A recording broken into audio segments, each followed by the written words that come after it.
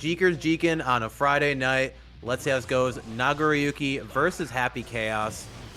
Interesting to see a little bit of space kind of held here, but catching the backdash with the close slash. Immediately getting the burst out of Mav. Not trying to take any of that Nago pressure. Definitely a spooky spot to be in. Maybe going through the wall? Yeah, just trying to get that positive bonus up. We do have 50, so we can just immediately start trying to start that looping pressure if we're able to find that hit. Tries to find an RNG gunshot. Doesn't find it, however. AnchoredPrince just keeping us in the corner. Nice counter hit 5H. This should do it. Get that wall break. Not even going to need it. 6H. I mean, just enough. A ton of damage there. Not sure if they would have stuck on that point then, but doesn't even matter. Round start going again in the favor of Anchored here. Great deflect shield to kind of stop the forward as well. It's the knockdown. Happy Chaos time. Ooh, maybe thought it was going to be a throw. Takes that close slash here. Oh my god, Mav is just absolutely stomping this poor vampire out. Gonna send him through the wall. Hard knockdown and get that positive. The looping in. Oh, did we get the safe jump off? Oh, but not quite. Anchored fighting back. Yeah, finding that reversal super. Gonna hopefully get party time started here. Finds the clone Fukio. But unfortunately, J2K, that Goomba Stomp, gonna seal the deal. Steady aim. Securing that second round for Mav here, starting us off in the last game of the first match here, as we find potentially a back throw incident, just starting the looping those plus frames, finds the throw yet again, refill a little bit of that ammo. We do find that tap dust, and not going to go for the wall stomp because dude, just didn't stay grounded. So we are just going to start that looping pressure. Yeah, positive bonus, not what you want to hear when you're against Happy Chaos then, but I guess I'm going to go ahead and spend that burst. Send it with the JH as well. We are working over the curse here. I love how much Anchored is trying to avoid this then, but unfortunately, the single shot into the curse is going to make it meaty here as well. Oh no, the shimmy! And Happy Chaos here. Mav taking the first game. It is so hard to play strike throw against a character such as Happy Chaos, so definitely going to see how Anchored has to adjust going into the second game, but Mav feeling pretty good getting the first win. Sometimes that first win can really set the whole momentum for that set, but Anchored here, a seasoned competitor, I'm sure he will bounce back, potentially going into game 2.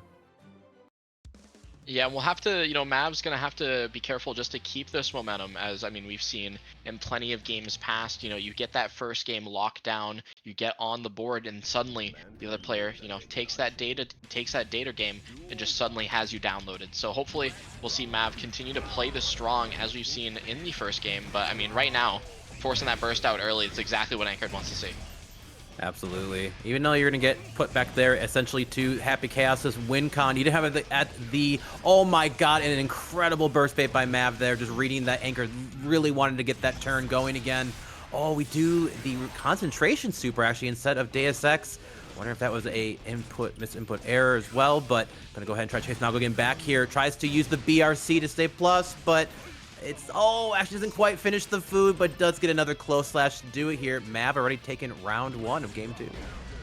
Yeah, and we saw Mav was able to salvage that there, and you were asking about the concentration super. A little bit of mismanagement on the resource. Actually, Mav had run out on that wall break, that wall splat, so we weren't able to hit that Deus Ex. Anchored, though, I mean, I'm talking about last round, Anchored dominating the second round of the game here, immediately ending it. That was, I didn't think that was 20 seconds.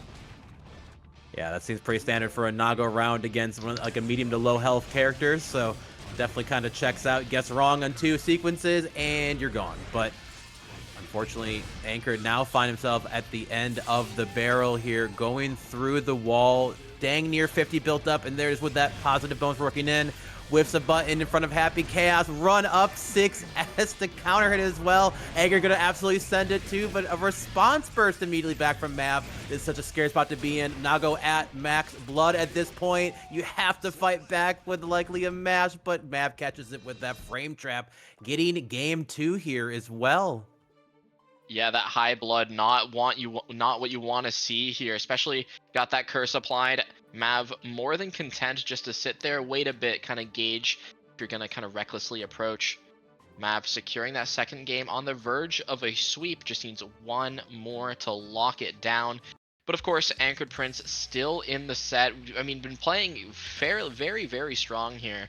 I mean, of course, getting that counter hit Beyblade right near the end. Hopefully seeing some more kind of, Hail Mary plays hopefully end up working out in the end here.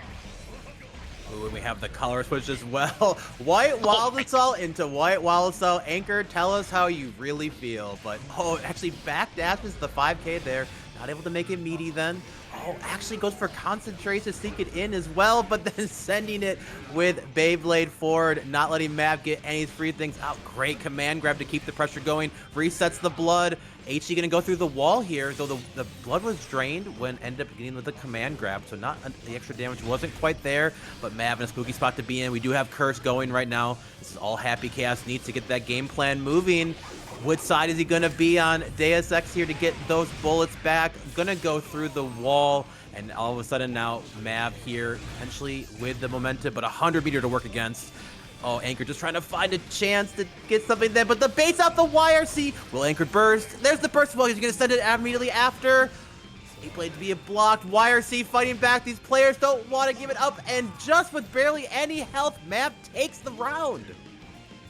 One more round to go for that sweep, and of course, just saw Mav spend that gold burst, but importantly, Anchored doesn't have access to it either. A little bit of a hero burst at the end of the first round of the potentially last game of the first match of the tournament here, as we have Anchored just running a little bit of that stagger. We find the command grab, all that blood drained. It's party time as we're just trying to catch Mav, pressing a button, finds the YRCs. So we're able to fight our way out just a little bit. Nice side swap with the J2K, looking to find that wall break, but no, he drops. Such a rough drop there too, but getting caught by the up sword DP from Nago into the bite as well. AnchoredPrince not going down without a fight, and wasn't able to take it to round 3 as well in that first game here, so Anchor definitely has it in them potentially too. Just gotta survive this Happy Chaos sequence here. It feels like so often when Anchor is starting some of these pressure points, it ends up being not as spooky as whenever Mav gets that one hit, that one mix. It keeps on going, and no better spot to be in with positive bonus, full bullets, damn near full concentration as well. Can you block all of this? Tries to bait the burst. Gonna actually work out here for Anchor then. 2S gonna connect, but no follow-up with the 5H. YRC stops the attempt from Happy Chaos, keep it going, but baits out the command grab as well. Rolls through here. No full combo, but chases the backdash with the close slash, and Mav gonna take it over AnchoredPrince 3-0. You're playing the more obscure character. A lot of times that can kind of work in your favor, so let's see how comfy they are with this mid-range to long-range zoner off here, but great ice to get started by Pixelated Max. Now, fair, I am just a little biased. This Calico, if you've seen like other brackets as well, but Calico does a lot of work with Calico a fair amount, so definitely excited to see if we're able to take it over Pixelated Max, but of course, playing very strong with that Dizzy right now, using those chestnuts. Yeah, he beats the Rensen there, throws out that airfish. We've seen Calico just be very content just to sit, kind of use those JSs, so I like that option just to really cover ourselves. Absolutely, gonna send that super to get the Dizzy pressure off from that 6H then as well. Command grab to even get the side switch. Gonna go ahead and keep Pixelated just kind of stuck in that corner. I love the options we're seeing from Calico so far here. A lot of just really smart choices in these answers back, but Blue Wild Assault coming in. So much guard crush. The wings are out. It's time to be scared. You got yourself pressing maybe when you're not as normally would. You feel that timer is slowly ticking, and Pixelated uses that so well to take that first round. And I feel like that's something that's maybe not talked about as often, at least with Wings of Light, right? Is that sense of, you may more apt to maybe panic, right? Because you're on that timer before all your health just drains away. Same Pixelated Max just views all of those plus streams to get that timer ticking down as soon as possible and as safely as possible. About to proc, all of that health is now gone. But we do find the back throw incident, finds ERC. Gonna go ahead and get that wall break. We have to see if Calico is able to play that neutral game after. So we do have that 50 meter for Pixelated Max, maybe a BRC forward. Note just decides to keep it. Yeah, good job there, jumping over the command grab this time again. Another command grab, working over, then Pixelated feels locked into what they need to do to stay around this Axel game plan here. Good block on the 6H as well. Gonna keep ourselves safe with a S-Sword then too, but we feel this game could go in our hands. Spending the burst here could be spooky if Calico is able to take this. But the ice floor is set up then. Calico answering back, and we might start regretting that burst spend as well going into the third round. At least we're feeling pretty good about that. Feeling pretty good indeed, tying up the first game, just using those Rensons, trying to keep Pixelated Max at bay. Dizzy does find her way in, as we do find that nice little wall break. Didn't find the super though, so it's just a little bit too little damage for Calico to be out of this first game just yet. We've seen Calico come back from a similar situation last round, so we'll have to see if we're able to keep that momentum up. Nice 5P to catch the Chestnut.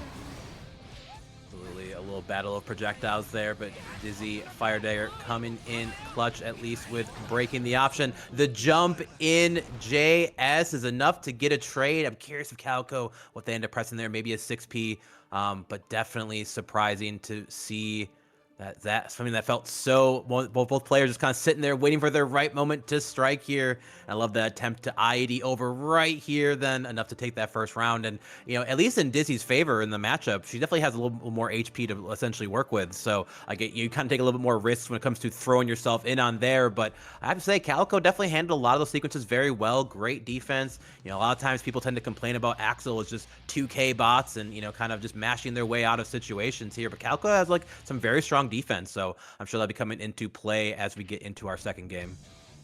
A lot of that patience definitely required, right? Because you don't want to play 2-2, you know, high gear 2-2 aggro against Dizzy, because suddenly you can find yourself at the other end of that counter poke 5H, and suddenly, you know, that Wings of Light setup, all of your health is draining, and it's just the worst case scenario.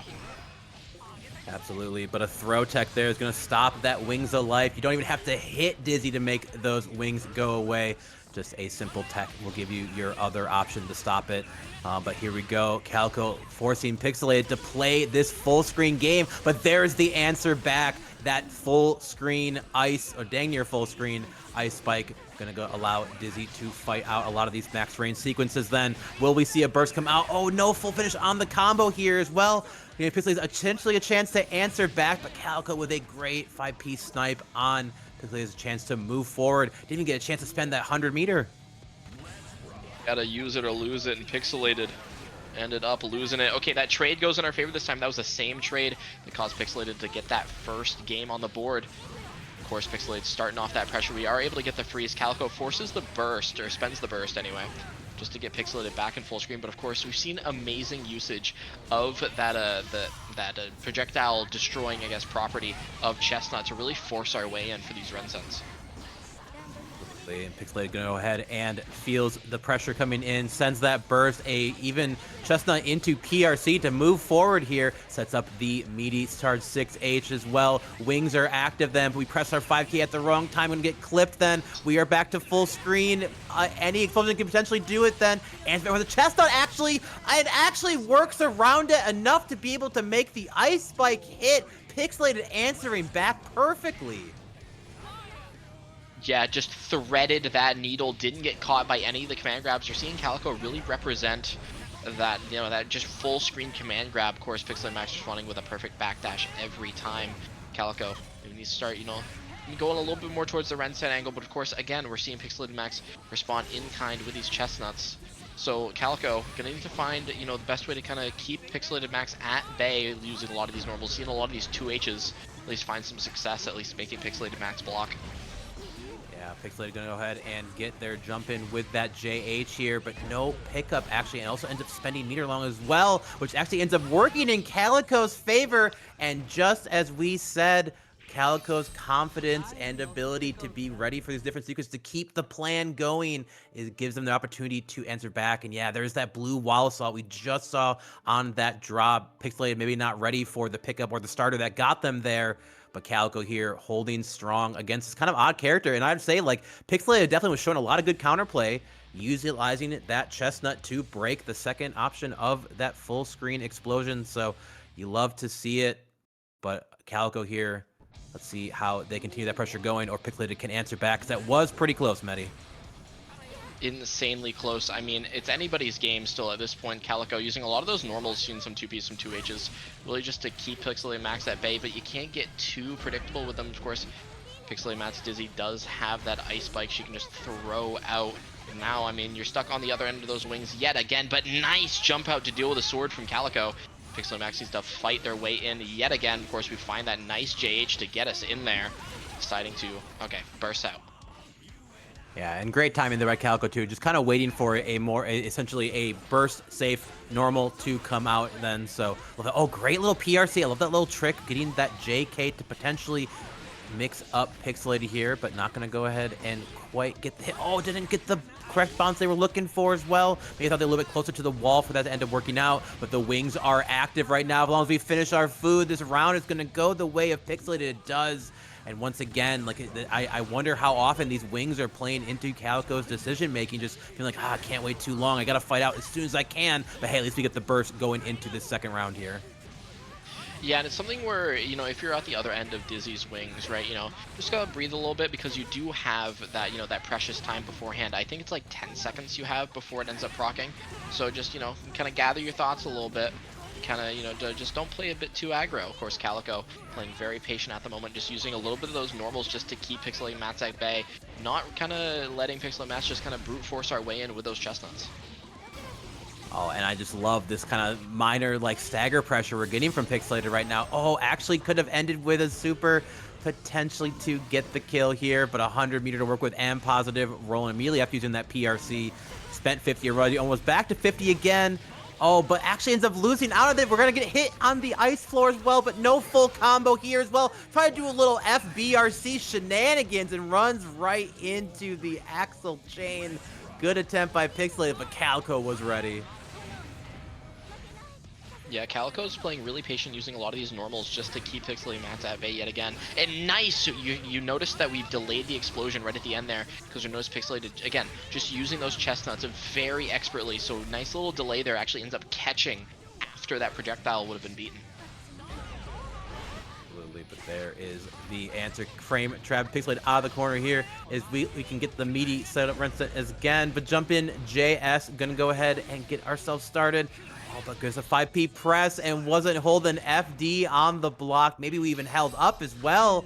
And Calico now up 2-1 over Pixelated Max. And we kind of saw in the beginning, it was very, very close in that first game here. Kept kind of going either way. But this has kind of been all Calico ever since. Just feels like we're just making slightly a few better choices on average in this kind of odd pace neutral, which, you know, with how Pixelated has been answering with these chestnuts, then Calico still feels like they're not too thrown off by it. Yeah, I think it's a lot of the patience in the third game that we witnessed, where, you know, Calico was more than happy to just let Pixelated kind of run in at their own terms at their own time. You know, because you can throw the chestnuts out, but really that isn't going to get you too much screen real estate until you're in the, you know, the range where Calico could just slam like a 2P. Absolutely here. At least get Calico has been pushed to this corner by Pixelated at this point. Good spot do you want to be in when you're kind of playing any kind of set play character, but Calico doing a great job fighting back with these normals here, but look at this patience right now, Medi. Both players were willing to stand there for a bit to kind of see who's going to commit the hardest first at this point, but wings are activated. Our brain is turning a little bit. When will they press? There is a 5P to stop that attempt and get it going here. Calico answering back. Oh, we don't get it into the time freeze then, but with the command grab, we can actually activate right away here. Finish our food. It should be a dead Dizzy. Calico on set point now. On the verge of taking it all. We just needed that one game. Pixelated Max gonna get that burst in just a bit, but nice! You notice Pixelated Max just kind of waited, saw that Calico was going for the charge NATO, and went, alright, I'm just gonna beat the projectile, threw out that chestnut, let us fight our way in. And honestly, I mean, from what I'm seeing here, I'm actually wondering if, you know, Dizzy's kind of playing just a character that does fairly well. I mean, you're seeing that chestnut just beat a lot of Axel's options. Absolutely, and a hard knockdown. A wake-up throw. Calico not having a care in the world.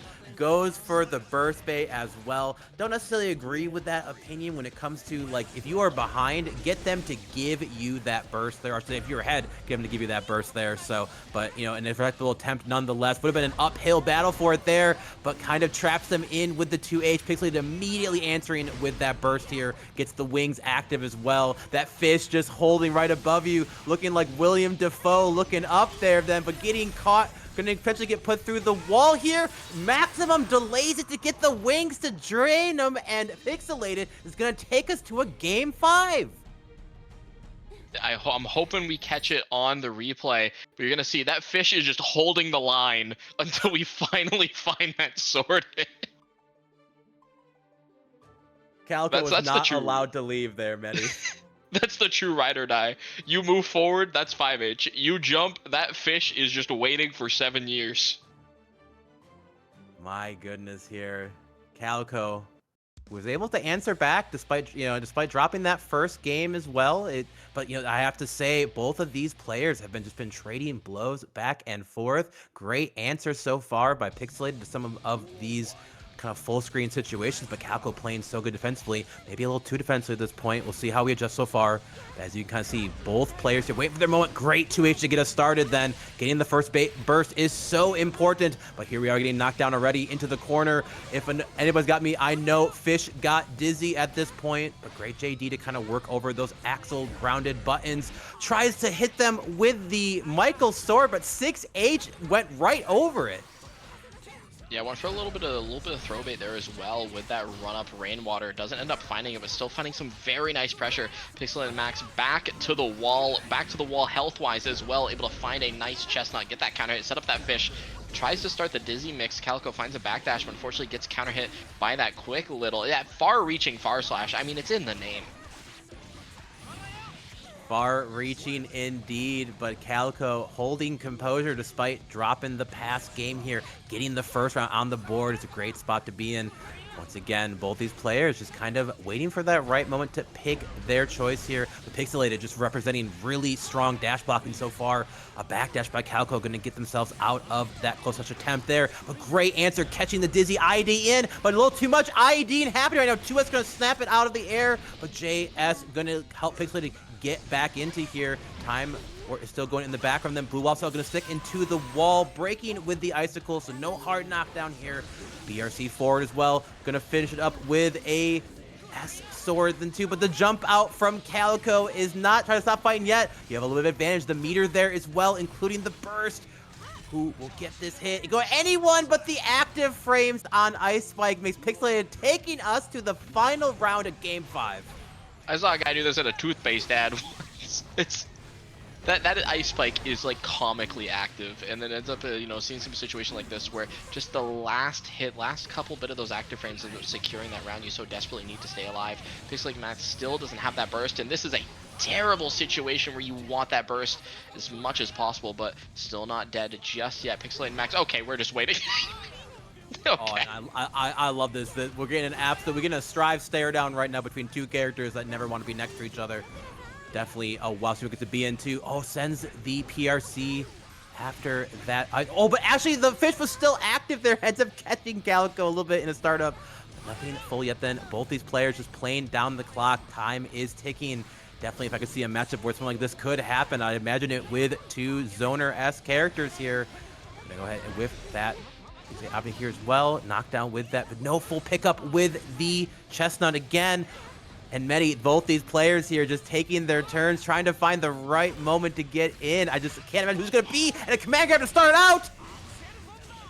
Can we find the time stop? We just can't drop the route. It's a little bit high, though. End up falling into the charge NATO.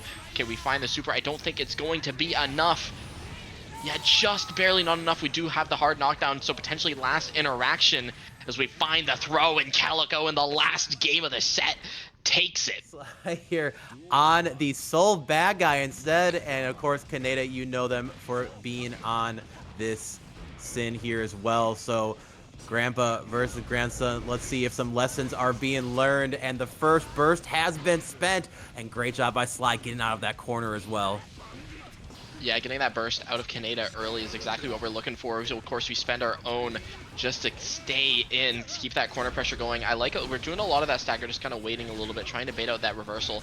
Kaneda able to escape, but of course DP does find a mark from slykatari, finding that clean hit Fafnir route. And I don't think this is death, but I think it's very close. Absolutely, and close indeed. Just a pixel remaining, 100 to work with then. Kaneda have to be very careful then how they move forward into these options. Doesn't end up FDing that, but they're in great option with the tap dust RC, and a great route as well. Actually keeps the stamina bar high. I love that choice of routing from Kaneda. Sin definitely kind of loses a lot of his capability of being such a strong character when he is without stamina, but good job, good luck trying to keep Soul Bad Guy out of the sky at times. That JK gonna clip that first round for Sly. Yeah, just health a little bit too low for Kaneda to really eat that one quick little normal. Of course, burst kind of gone just for both players again immediately. Slykatari starting us off here, getting Kaneda back into the other corner, but waiting out for that DP actually lets Kaneda just kind of fight our way back out, back to the mid screen, back to the neutral. Of course, PRC forward finds the throw. Okay, I was wondering if we go for like maybe a little bit of a whiff throw, but of course, Slykatari gonna be able to find the strike regardless. Kaneda spends his stamina to just keep us in, able to find the RTL. This should wall break. Right, I feel like RTL, if you hit it, it just wall breaks unless you're like full screen. I think there's a route, no matter if you're in the corner or if you're full screen, that you'll put somebody through the wall. So definitely good stuff here. Kaneda gonna ahead and get that positive bonus, working great use of that PRC to get the air throw, but a wake up super gonna do so much to Kaneda, not enough to kill, and a pixel once again. Kaneda feeling a little bit deja vu as we try to dash block our way into Soul, and decides to take a quick stop by the campfire, giving game 1 to slykatari there. Great stuff with this Soul Bad Guy. Yeah, that flag looking a little burnt as we saw that Beak Driver just right at the end there get cut. No, that was, I think, just actually a dash block. I thought I saw Beak Driver start up. Never mind. You know, on the journey to get next to our opponent, we'll take a few mids along the way. So happens to the best here, and it's just so funny to see them be at this Kaneda the pixel again. It feels like these very close moments almost end up being solved still either side, but both players here going into game 2. A great dash block attempt as well to bait that's been out, but a fuzzy jump will get Sly out of any of the pressure from Kaneda, but a JH on our way in, answering back immediately with burst again. Both these players wanted to maintain that pressure. Yeah, nice run-up IB, just not getting pushed out too far here. But unfortunately, waiting on the Hoo Stomp lets slykatari find that back throw incident, just trying to FD Soul out. Not gonna find it, gonna find a counter hit for our troubles yet again. And of course, no, the route drops. I was gonna say we're barely gonna build that 50 for the Tyrant Rave, but of course, gonna be able to get that wall with that good ol' RTL as we need one. Never mind. RTL Explosion has enough damage. I forgot to send a 100 meter. My bad. Yeah, Sin was sitting on full sticks of butter there. So much damage coming out from this option here. Kaneda definitely answering back already here in the second game. And great spot to be in and get that route. Unfortunate drop then, but it comes to a game like Strive. As long as you at least keep the pressure going, even after a drop, it could definitely be a lot worse. But great answer back here from Sly. 2D trading in their favor. Another HDP whiffing again, but works out in their favor. Fortunately, they have to play defense. Good throw tech, then 2S underneath the 6P. HDP can do a little bit of damage. No clean hit, though, as well. But Kaneda here, pushing through the wall. We finish our food. It's not going to be a dead soul then, but a hard knockdown is definitely the place you want to be. Oh, deflect shield on the 6K. Nice. Finds the distance, but Kaneda just sticking out that preemptive 2S just to put a hitbox on screen. Finds the counter hit and able to tie up the set. Yeah, and I definitely expect this with these kind of level players here. The real question now is, will Sly be willing to switch to Slayer? Or maybe this is an active choice. Like they clearly have a very, very good soul, and maybe this is more of like a matchup decision than anything else. And yep, we're going to see that soul being stuck with. And once again, I mentioned, you know, as players kind of get better against some of these characters that really cause you to call out certain things they do, maybe just having to play more of a neutral focused character with soul is what Sly is looking to run with. And here we are. The FD breaks going so crazy, trying to get Kaneda to whiff a button to get that option in. JH pressure keeps it going into, but a simple far slash to get the first burst in Kaneda's side. When will they burst response? Immediately back here again. Both players now working without any of those get off me options then. Looks like Sly will be going through the wall here. Not going to have the meter to break with super, so kind of back to a neutral point. Yeah, sticking out that. There we go. We are able to find the Gunflame, calling out Beak Driver. Nice backdash BRC, able to catch the recovery of that 2K, but unfortunately the route drops yet again, letting Kaneda have a chance to fight back with that 100 meter. Decides to just kind of chill out, save it a little bit, but you gotta use it or lose it, and there we are, able to finally fight out. I was kind of worried that Katari was going to be able to find the kill there. Kaneda not going to be able to spend that 100 meter.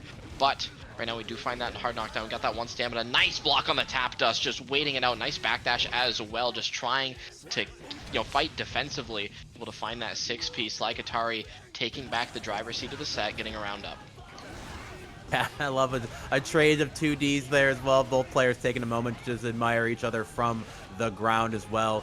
Good job working around that 6P from Sin with the JSM, but getting caught on their backdash here. So I'm going to have to spend that burst to answer back. And Kaneda just hit confirming so well with these overheads into Ride the Lightning. Going to get that hard knockdown possible working there. Great DP to answer back the attempt, the meaty option here from Kaneda.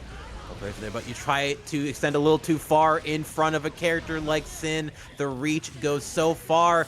Still growing, a tummy full, positive bonus as well. Kaneda feeling very good in this second round here, but Sly answering back with a throw so far. FD jump gonna work around any attempt option you get, but the guard crush gonna keep Sly stuck in this corner. But a great air IB allows him to throw it out here. All of a sudden, Kaneda potentially could be spooked out as well, but the backdash getting caught by the 2K again. Far slash trading with the whiff. Far slash from Sin as well. This round can go still any way, but the DP off of the JD attempt from Kaneda here, but Kaneda not taking it down there, still swinging back, answering back, and taking us to round 3. Yeah, coming into round 3 with none of that burst. Kaneda a little reserved on the meter spend, but of course, oh my, what a damage. Just send it again. You know, sometimes you just gotta send that reversal multiple times until it just works. But as we see, Kaneda baits the DP, just going for that Tyrant Barrel immediately to not only secure that damage, lock out that burst, but also just get that wall break from a fair amount away. Plays a little bit reserved yet again, just to call that backdash BRC, playing extremely patient, extremely well here. No stamina though, so wasn't able to really confirm that counter hit. Blocks the tap dust. We have 50 meters to spend. Goes for that throw PRC as well. Back throw incident. slykatari has a chance to take back the round and get up. And as we see here, finds... Okay, I was gonna say, maybe go for that Tyrant Rave, get the kill. Unfortunately, finds that 5H. One more interaction will decide it.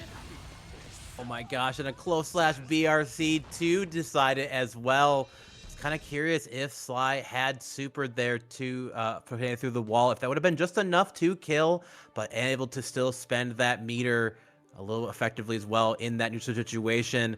Getting that BRC forward, baiting out the DP again, and a BRC after the close slash hit just to kind of guarantee a potential lockout of their options, catching out YRC, in this case, catching out that burst. So Sly here on this Soul bad guy. We were all thinking the Slayer was going to come out, but clearly this Soul seems to be the answer for Sin. Yeah, I mean, it's really working out in slykatari's favor. Again, we're up in the set, just maybe taking a little time to kind of adjust to either the Sin or just off of that Slayer at the moment. Of course, not done the set just yet. Kaneda finds a nice backdash, able to call it the backdash from slykatari with a nice quick little far slash of her own. Just kind of playing a little bit of a patient neutral game, able to find a nice hit on the backdash. Because of the aerial hit nature of the hit, wasn't able to get a nice full confirm off of it though. Yeah, and a wake up 2K gonna stop Sly's attempt of getting in, but no, it actually doesn't fully wall break. A rare non-wall break moment from RTL, and unfortunately gonna get ourselves into a back throw incident. Then gonna have to spend that burst, but we are ready for the jump in with the PRC, and 6P's him out here. Kaneda finds himself stuck back into this corner, a spooky spot to be in. Gonna go ahead and use RC on that bandit barrier to keep plus, but Kaneda gonna answer back with the right hit. We can send RTL through the wall here. It won't be enough to kill, but a hard knockdown and positive working in your favor is definitely where you want to be. Good IBs on the throw. Oh my god, here Sly showed us that they are so ready, but a throw back by Kaneda says, hey man, nice IB, the round is still mine. Yeah, unfortunately went for that frame trap a little close, a little bit on that low life total, and just, went, I'll just full send it. Just find the throw. Of course, finds that wall break. Not 50 meter just yet, but of course a positive bonus is going to fix that for us right in a jiffy. As we find a nice counter hit, 2D tries to confirm it, but of course Kaneda not wanting to hold any route, not let Sly get that momentum built up, finds the clean hit. Now, notably, we do have that full stamina, so we can just kind of let it go a little bit ham here. Of course, nice 6P, nice confirm as well, but of course the burst to beat it out, all that meter gone and dusted. And that hit confirm was so good by Kaneda, but despite the attempt, the burst is going to at least give Sly the chance to answer back in this game 4 here. Another round 3 in the set. Both players just adjusting so well to the options here, but these IBs from Sly coming out so well. I imagine playing a character like Slayer is very much going to force you to be comfortable with that standard, you know, what is available as defense options in Strive here, but Kaneda gets the right hit, sending Sly through this wall. Look at that damage as well. For what felt like a great answer back so far here, it has been all Kaneda in this round 4 here. Sorry, game 4, to say round 3. 6P taking them back as well, pushing them back to the corner. A DP again, a battle of invincible reversals. Who will come out on top? The RTL is going to come through. We hit it, baited it out, then fast RC as well. The pressure keeps going. The throw tech. Many of these players are playing ridiculous. They are fighting with their lives on the line and just full send it. Just send the Bandit Revolver. Gonna go, okay, maybe go, no, I was maybe saying go for a burst bait, but no, that JD gonna be able to let Kaneda fight out. And I think I've seen like a 90% success rate on the DPs, but Kaneda able to, you know, salvage the situation, you know, slow it down a little bit, get us to get another game 5. Wouldn't have it any other way. Love to see the adaptations going on both sides here, but yeah, it just feels like it's really kind of hard to tell the situations, and a lot of times it feels like slykatari is making a lot of good choices then, but then just doesn't quite pick the right spacing for what they're looking to do. Kaneda is able to answer back with some of these throw options as well, but going into our 5th game, we are sticking on the soul, and I agree. I feel like it's absolutely working. Just a little bit of more cleanup here, and this potentially could be Sly's set, but not to take away from Kaneda then. Just they have so many great routes here, and usually if they are getting the hit, they are putting you through that wall.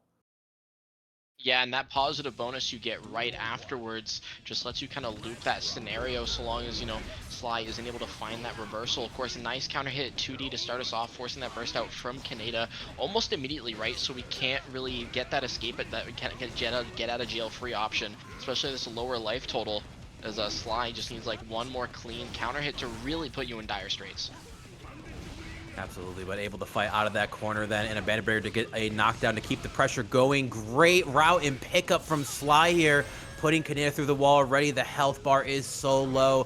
50 meter on the board there. Gonna go ahead and PRC to keep themselves safe. Oh, jumps out of the throw attempt here from Kaneda, but no option to punish quite yet. The JK sniping the bringer before the start actually happens. I feel like I rarely see that move lose from the sky. So great call out from Kaneda, and they're being rewarded with this hard knockdown, but no stamina to work with then. And lots of reversal options have been shown by Sly so far, but the FRC wild throw to get the advantage, taking the first round here and find themselves on set point if they can get this round. Yeah, you're at that low life total, right? You're like, okay, I gotta lock in, I gotta find the high, find the low. You're never thinking about the throw. So slykatari, nice option there, just finding that quick little wild throw to end off the round. Of course, on a set point, catches the backdash with a Fafnir, able to get that same route we saw earlier. No, it drops, but it's A-okay. The great American reset gonna let us send Kaneda through the wall. Last bit of life on the line, winner side life on the line, but we're able to find a nice JH as we're able to just keep sending slykatari through that wall. Now, of course, you do have that deflect shield. We've seen slykatari represent that, especially with a lot with like that 6K. So you just need to be worried about kind of Sly just forcing their way out. I love the defensive options we saw from Sly so far, but unfortunately sends it all on a bringer just to get 6P'd here. Flowedup takes out a situation too. Will it be the PRC back as well? I was curious to see how Sly was going to answer a 6P they thought was the right option, but Kaneda answering back and taking us to a round 3, as well as getting the first as well. Going to push Sly away to that corner, getting the first burst here. Definitely a great piece of momentum-wise, but the backdash being caught by that 2K chase from Sly. Another great 2K. 2K, such a strong button in Soul's arsenal here. We'll go ahead and at least jail them to the ground, keep the pressure here. Kaneda getting Sly pushed again to the corner, a tale as old as time in this set. But can they fight out here? RC to get ourselves started then. I think with the scaling, it definitely won't be enough damage here, but still a hard knockdown. Positive is definitely where you want to be if you're Kaneda. Yeah, unfortunately wasn't able to find that clean hit, so now just needs a little bit more damage to secure it. Tries to go for that throw bait, doesn't find it. Able to PRC the 6P, and we're able to find the last hit we need. Kaneda taking it in a nail biter of a set, able to the winner of the last set gets to go on to fight Walter. We're seeing the alternate timeline. We're seeing another Sin Millia. Just in case you guys didn't think we had one, we had another in the chamber for you. So good stuff to Hee Ho so far, getting the first at least wall break. Then positive working in their favor. Great defense so far. It's by getting pushed in this corner, but this is Millia. You're gonna make it through, slip out of your pressure with these jump options, and a JS counter hit is a great place to be in as well. It's gonna be a wall break, double mirage attempt potentially. And much like the kind of we said they were looking for. Maybe they didn't even want the hard wall break, but go ahead and get pushed back to that mid-screen spot. Still in a good spot to be in, but this is Millia. If you can get that one hit, that health bar can definitely start to evaporate. Yeah, and I think we found it, forcing the burst out from Hee Ho. And I mean, even if Hee Ho's like able to secure this round back, able to take it, I'm happy with the burst at that point in time, right? Because, you know, we dropped that wall break there right at the end, giving us that kind of opportunity we needed. But of course now Hee Ho's right in that corner. Happyrio finding that nice little counter hit to S. Not able to find the kill just yet, but as I live and breathe, as I'm saying it, I manifest it into existence. Happyrio secures the first round of the set.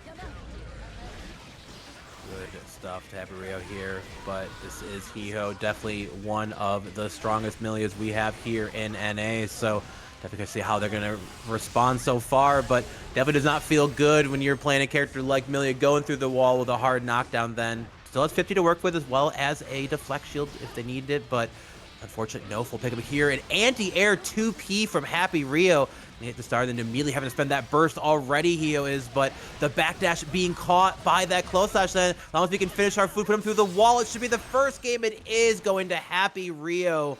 But man, Hee Ho just, you know, a couple of unfortunate drops here in this first game, definitely kind of costing them here at, you know, at this level of strive. Like one dropped combo could be the difference between getting a game or round then. But, you know, I'm sure we'll see a lot of good adjustments here going into game 2. Was that one kind of turnaround of momentum that really let Happyrio get in the driver's seat and really take control of that first game. Now, of course, we'll have to see if we're able to continue that momentum, able to continue that, you know, level of play, or if Hee Ho's going to be able to claw it back. But of course, right now we're seeing Happyrio finding a nice air-to-air JP, again, just playing really aware, you know, chasing down the Millia a little bit, forcing Hee Ho to spend that burst and not be stuck in the corner. Absolutely, but a Capel keeps ourselves jumping a little bit safer here as well. Great ID back JH in the disc to pick it up as well. Jumping in for the meaty close slash then. Great option here, getting that wall break then. A bit of a soft knockdown situation, but we're gonna go ahead back to neutral. JS as well. He'll go hit through the wall. Gonna spend Winger, but this is Winger. Will it be enough? It isn't. Oh, Millia mains, I feel you right now, but well, all are created equal in the world of command overheads. Hee Ho here answering back in game 2, taking round 1. Nobody's expecting the run-up TK Moon. Nobody. Of course, Cage finds a little bit of an arrow here, but of course, Happyrio ready with that reversal, forcing Hee Ho back to the corner, but this time we don't have that burst to save us. I like that decision, right? We don't have the stamina to really force our way back in, so we spend that BRC just to get that little bit of extra distance. Now we spend all of our resources. We only got the 1 stamina to our name as Hee Ho kind of running up to a little quick little buttons, quick little checks just to see if Rio's pressing anything. Able to find our, finally find our nice momentum as we are able to, I was going to say hopefully find a hard knockdown, but Millia with 50-meter neutrals, just fine enough. Absolutely. I gotta say, pretty impressive to get that back hit Artemis as well to even make this combo there. Hee Ho answering back in game 2, taking it pretty confidently. Still at 100-meter to work with then. Plenty of ways to keep that combo going no matter the hit that would have happened. So, you know, yeah, you're just kind of seeing both these players in kind of exchange of blows. And what I have to really say, Hee Ho's doing very well is I feel like Happyrio is finding themselves kind of get boxed into the corner a little bit. Like, you know, the pressure is enough to kind of, you know, make them back up momentum, and you don't want to quite send a invincible reversal to get baited out. Then it's even more damage to be taking. Like, Millia is definitely not a low damage character all the time anymore. If she gets that right hit, you're gonna watch that health bar go goodbye. Yeah, 100%. I mean, especially with those Artemis routes, you know, you can just vanish in an instant. I mean, especially with the, you know, even routes like this, right? Still a respectable chunk of damage. I mean, Rio already below that 50% life total as you're able to find a couple little quick TK bad moves. I honestly thought we were going to go for the third, but it doesn't matter.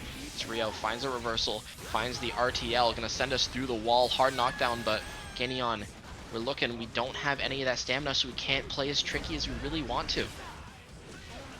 Yeah, with great utilization here of the red RC to kind of keep the combo going after that overhead clips.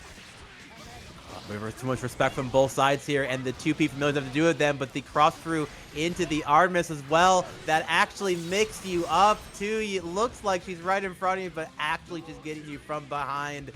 Great options there. Hee Ho catching Happyrio, not quite ready for that sequence then. And another round lead here for Hee Ho so far going into this game 3 here. But push through the wall and positive bonus working for Happyrio. Definitely where you want to be in right now. 100-meter to work with. All it's going to take is that one singular hit, and it's probably a dead Hee Ho. But a close slash anti-air is a great place to answer back. And with this kind of lead for Hee Ho, even if you don't get this round, a burst win here would be massive.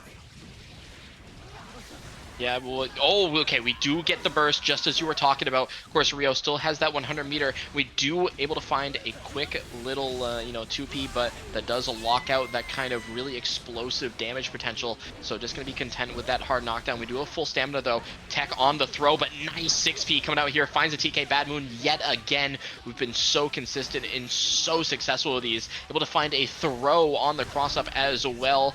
Deflect Shield OS going to save us. Of course, Happyrio still has that full stamina, so you need to play very careful. Goes for that frame trap, not going to find it. Goes for the strike instead of throw, sorry. But Hee Ho, defense of steel. Able to block it all out, secure a round of our own with a quick little S-disc finisher. And what I really loved about what the sequence you guys saw there too is, like, you know, Hee Ho definitely, a lot of these things where we're just trying to catch Hee Ho kind of like, you know, wiggling a little bit here, but Hee Ho did not budge an inch then. Great block on the overhead as well as that came in, and just didn't give Happyrio a free hit from a mid. Incredibly impressive stuff, and then found that 2K2D and into the S disc as well, recognizing where the hit was at. You know, going into a H disc potentially could have given you know, Rio a chance to fight out here, but you know, here we are going into our next game. Really, really good stuff by Hee Ho, showing us, like, once again, y'all, this is definitely a Millia to be aware of here, and great navigation around these giant normals here from Sin, but no combo off of that 6P with the wall cell. Definitely not where you want to be, but even though you spent the meter, you're going to get it back real quick as well. Positive bonus working in your favor. Definitely where you want to be right now. Yeah, we do have that 50 to spend if we want to try to, like, YRC or just continue, you know, a little bit of that pressure, but we still need to fight our way out as Hee Ho able to find that super wall break and not giving Happyrio the chance to burst. And we do have that 100 building back up, and at that point we just need to find a quick hit, but I don't think we're going to be able to, as Hee Ho locks down the round with another amazing close slash anti-air. Absolutely here. Both these players just doing their darndest to fight back from defense, however they may be. Great kind of delay options there. 2K2D into absolutely nothing to sneak another 2K2D in, but gets bursted to the corner. Further troubles. Definitely a good spot to be in for Hee Ho as well. Another close slash anti-air. I feel like this is a deja vu for as well. Gonna get that dash through into meaty close slash again. No super wall break option then, but Happyrio on such a tiny amount of life. But an PRC JS to answer out the JH here. We're gonna see a 2H. I'm hoping to see a 2H. Will it be? No, a different 2 was in the cards there, but a great spot to be in if you're mixyous. You're gonna get that first burst spent here. Immediately get pushed to that corner then, but great fun jump to get out of that corner. Not where you want to be in from Matoi, but answering that dandy through with the throw as well. So you put the corner here, catching potentially a backdash option or wiggle there with that close slash here. Despite Matoi, you have the first burst. Was going their spot so far, but this is mixyous. If you are on social media for this game, you have probably seen some poor soul die from this player. Definitely so strong representing those pal bunker loops and gets that first round. As well, I just want to mention real quick, thank you MastaShake for tossing 50 in that prize pool, getting tonight's event to not only triple digits, but you know, that 100 marker. So thank you so much. I know our players definitely appreciate it. I mean, look at Matoi, right? We're starting to fight. Absolutely. Matoi just checked the Matcherino, sees that Ponce's way. I got to lock in as well.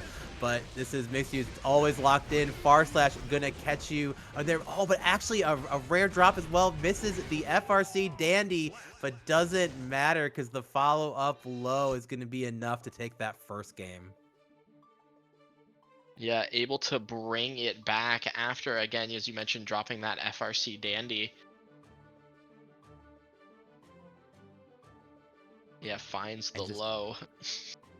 And just a spooky opportunity when you are Nago then. Like, as higher your blood gets, your ability to kind of send and potentially answer back some of these choices that your opponent is doing, it definitely kind of like, you have to be very, very correct here. So mixyous just kind of playing around that so well despite the drop. And, you know, that's just kind of a mark of a good player here. Like, you will drop, unfortunately, in your future tournaments, but being ready for the situation after is just as important here. But both players kind of forcing here in that fresh round as well, but the first knockdown going to go the way of Matoi here, but a great fuzzy 2P to fight out again, but we are pressing on the way up. The low it came out, but oh, an unfortunate miss on the command grab here. Not where you want to be in against a character like Slayer, and the health bar is about to disappear, Medi. It's gone, it's over. Mixyous taking it all. And one thing, it came up a little bit as you're at that level 2, nearing that level 3 blood. You were mentioning as well just not being able to full send it. But against Slayer, one bit to note is you are taking more damage the higher your blood gets. So that already astounding Slayer reward just gets even better.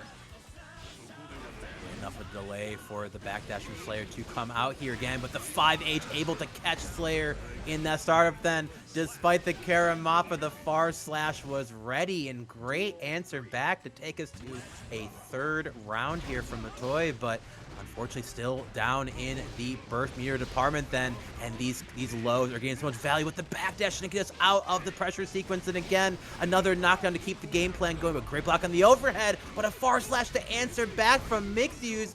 Gonna like, oh, but no stick option as well again, which actually kind of works out in their favor. Just full sending it with these K-Mappas. And one thing that I really like that mixyous is doing is really just calling out like the backdash after, like, you know, going for that Beyblade with just that far slash. Absolutely.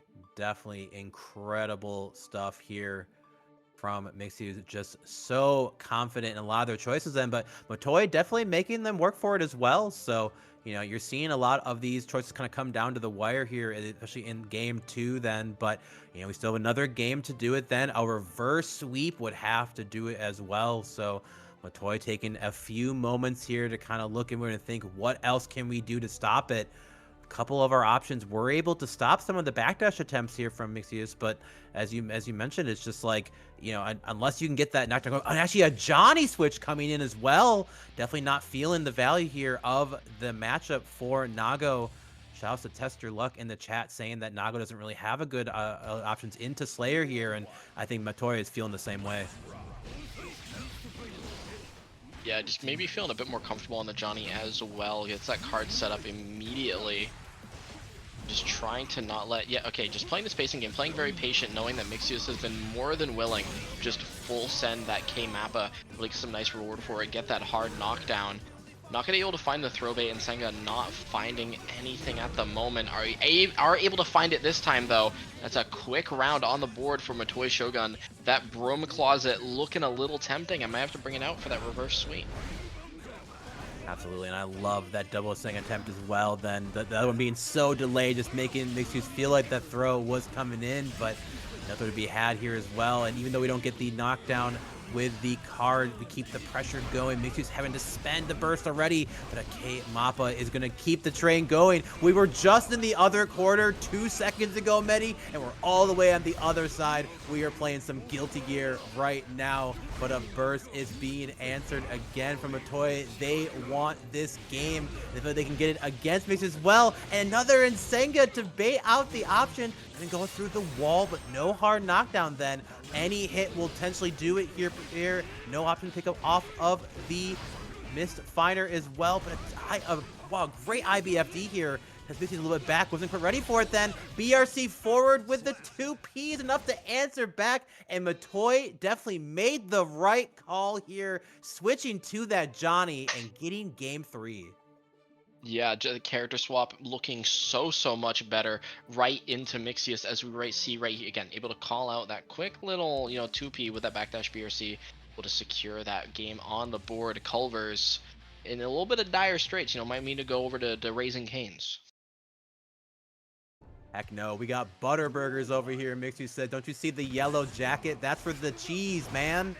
But Mixyous here, no matter what their preference in food may be, they are trying to cook right now with getting Matoi to this corner, but we are back to full screen already, and a burst stopping that pile bunker attempt. I absolutely love that choice then, but despite pushing Mixyous off, it already back with the backdash and getting away out from the low. Good answering back here so far, but a YRC gonna push back to a neutral situation. Mixyous holding the space that time, then jumps over with the far slash with the Master's Hammer and finds himself on set point.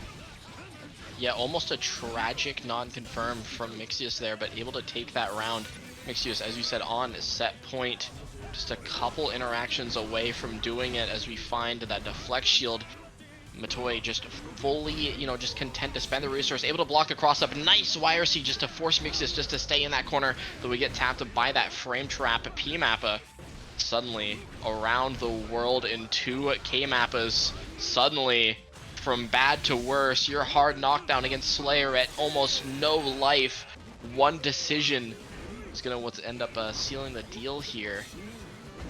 As yet we bait the YRC, and Mixyous gets in a top 24 winner side. Definitely known for biking, definitely one of the better bikins to do it out there, but has been putting a lot of time into this Unika as of late, so definitely no surprise to even pulling out here as well. But to think that Unika is their option they were looking for, maybe that DP coming heavy into play, but Lakey here showing us why they are ready with this newest addition to Strive. Yeah, already May's health bar looking a little bit empty, but of course insert all these Dolphin mix-ups, all these throws, evening up that life total a little bit. Able to find a quick little 3K, forcing that burst out from Lakey just to keep the round alive. Nice back throw, forces insert into that corner. Able to find the gun dipper, and this, no, it drops, but we're able to salvage it, just paying the price of giving insert just a little bit more burst. So we head into the second round. Yeah, and nothing feels worse than dropping that FRC into the 6H and then another carry cancel into that DP. But Lakey not deterred by that hit here, taking this round 2 so far with so much good. And despite dropping it once, that's because you do the right thing wrong doesn't mean you don't do the right thing again.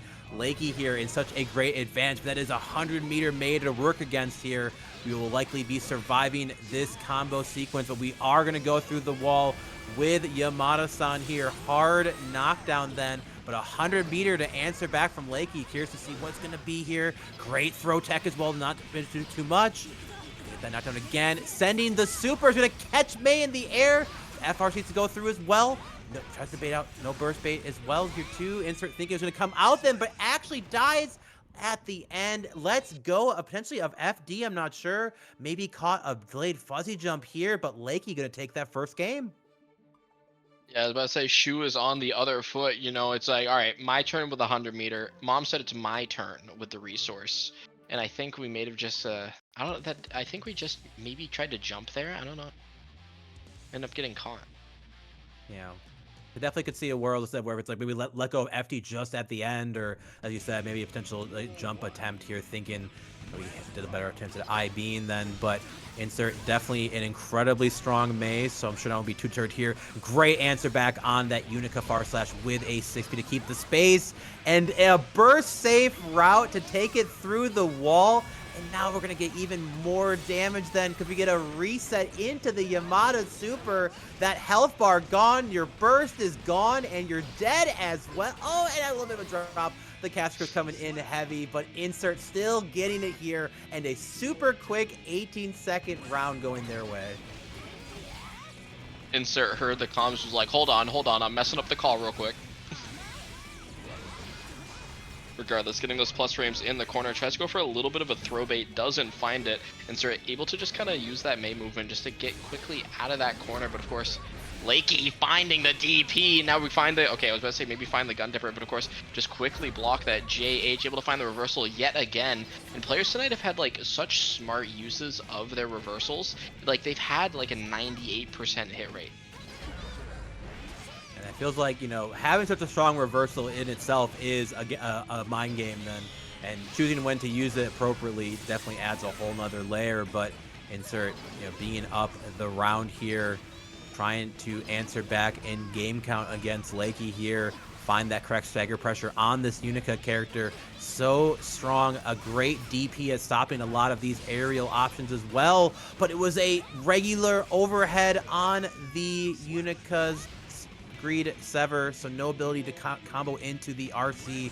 Has to be either an air hit or counter hit to do so, but still works out for Lakey to be able to answer back then. Both players here, full burst as well, but Lakey being walked to the corner already, and just for Enter doing such a great job keeping Lakey boxed in here. Another burst not working out for Lakey, and it feels like we've seen this movie before, Medi. We're going through the wall, but no meteor to answer back this time. Looking like a horror film at the moment. Lakey fighting for their life. The slasher film villain winning at the end of the game, tying it up. We'll have to see if the sequel is able to establish, a little bit more action.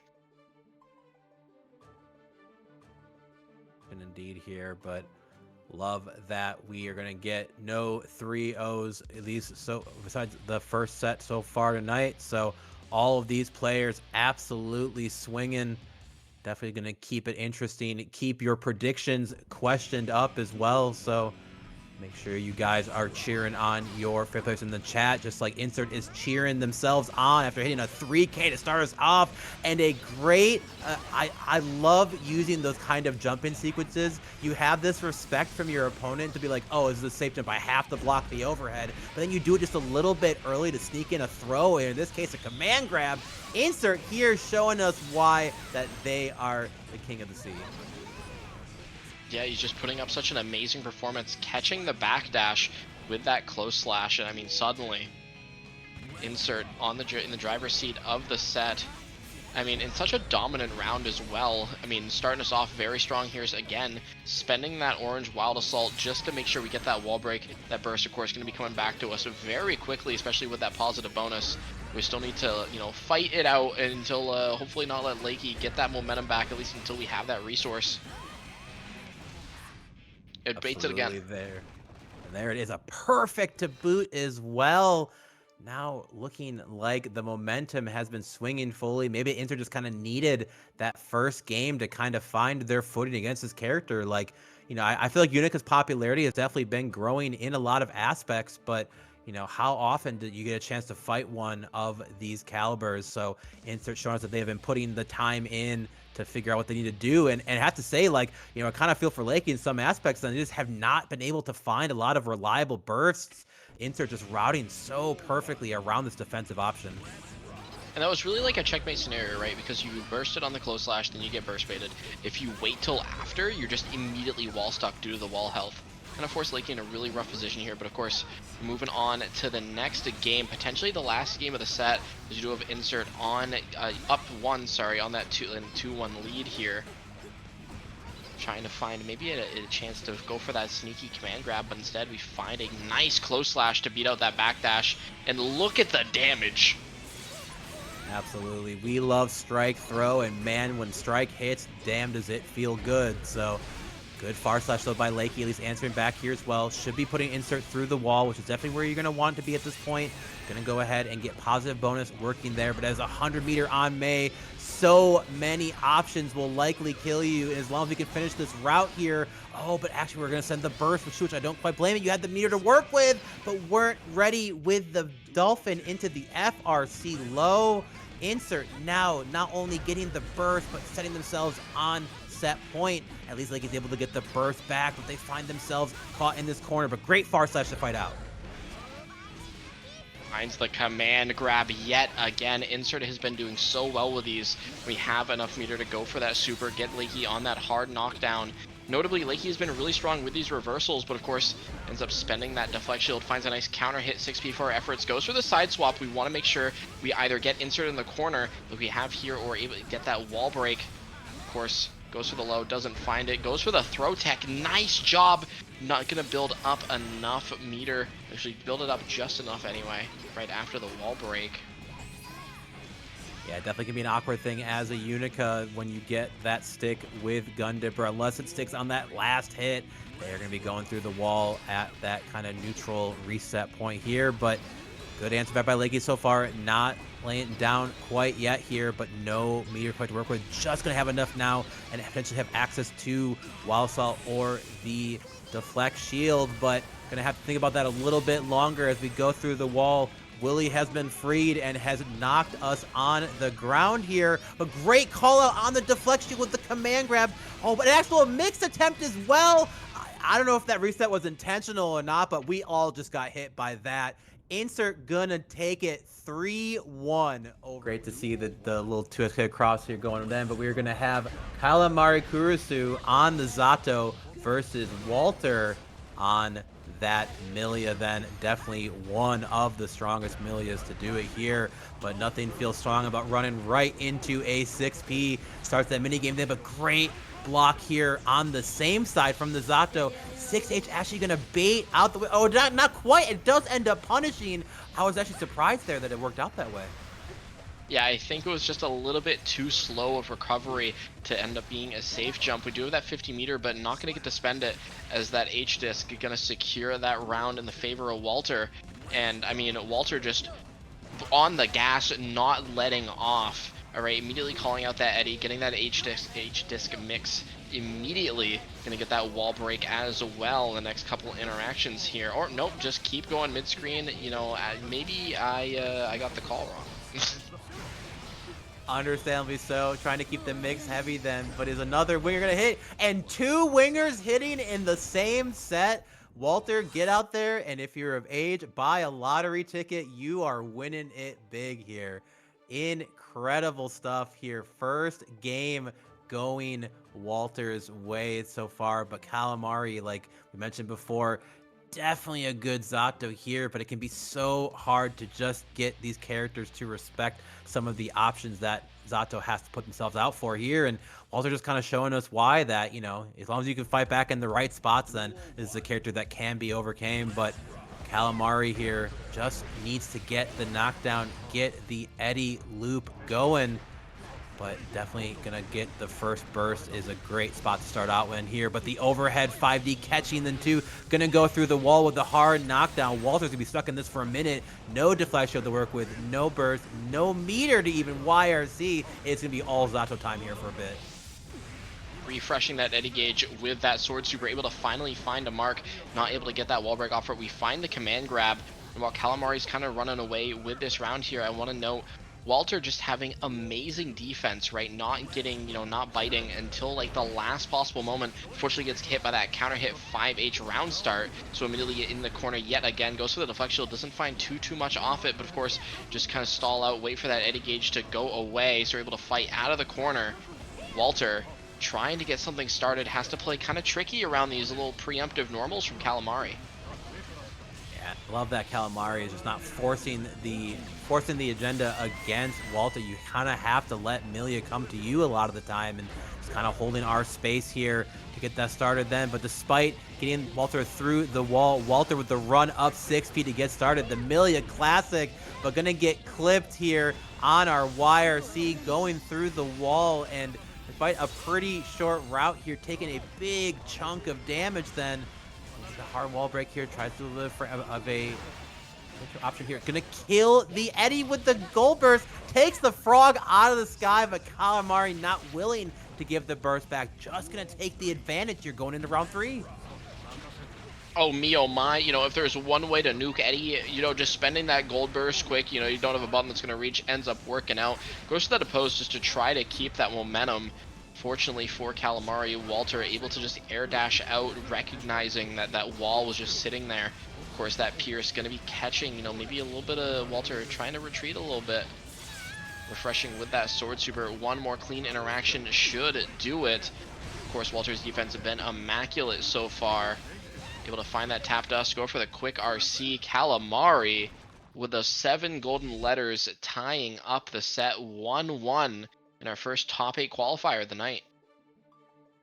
Good stuff to Calamari here. Like I said, just this round just showing why they are an incredibly strong Zato here. Just very patient in how they're choosing their options and when they're kind of like deciding to send themselves in, letting the Millia come to her. So really, really great stuff here. But once we said before, this is Walter on Millia. Just has to find the right knockdown of their own, and definitely can be tough for Zato to fight out of a lot of these sequences on defense. So, but you know, a lot of times options with Frog here and just kind of where we stand can be a little too much, but JH can be blocked as well. Oh, but the FT is going to keep the TK bad move from hitting then. Great block on the empty low as well, but getting clipped again by the 2K. Immediate burst out from Walter. Keeps Calamari pushed into this corner here. When will the burst come out then?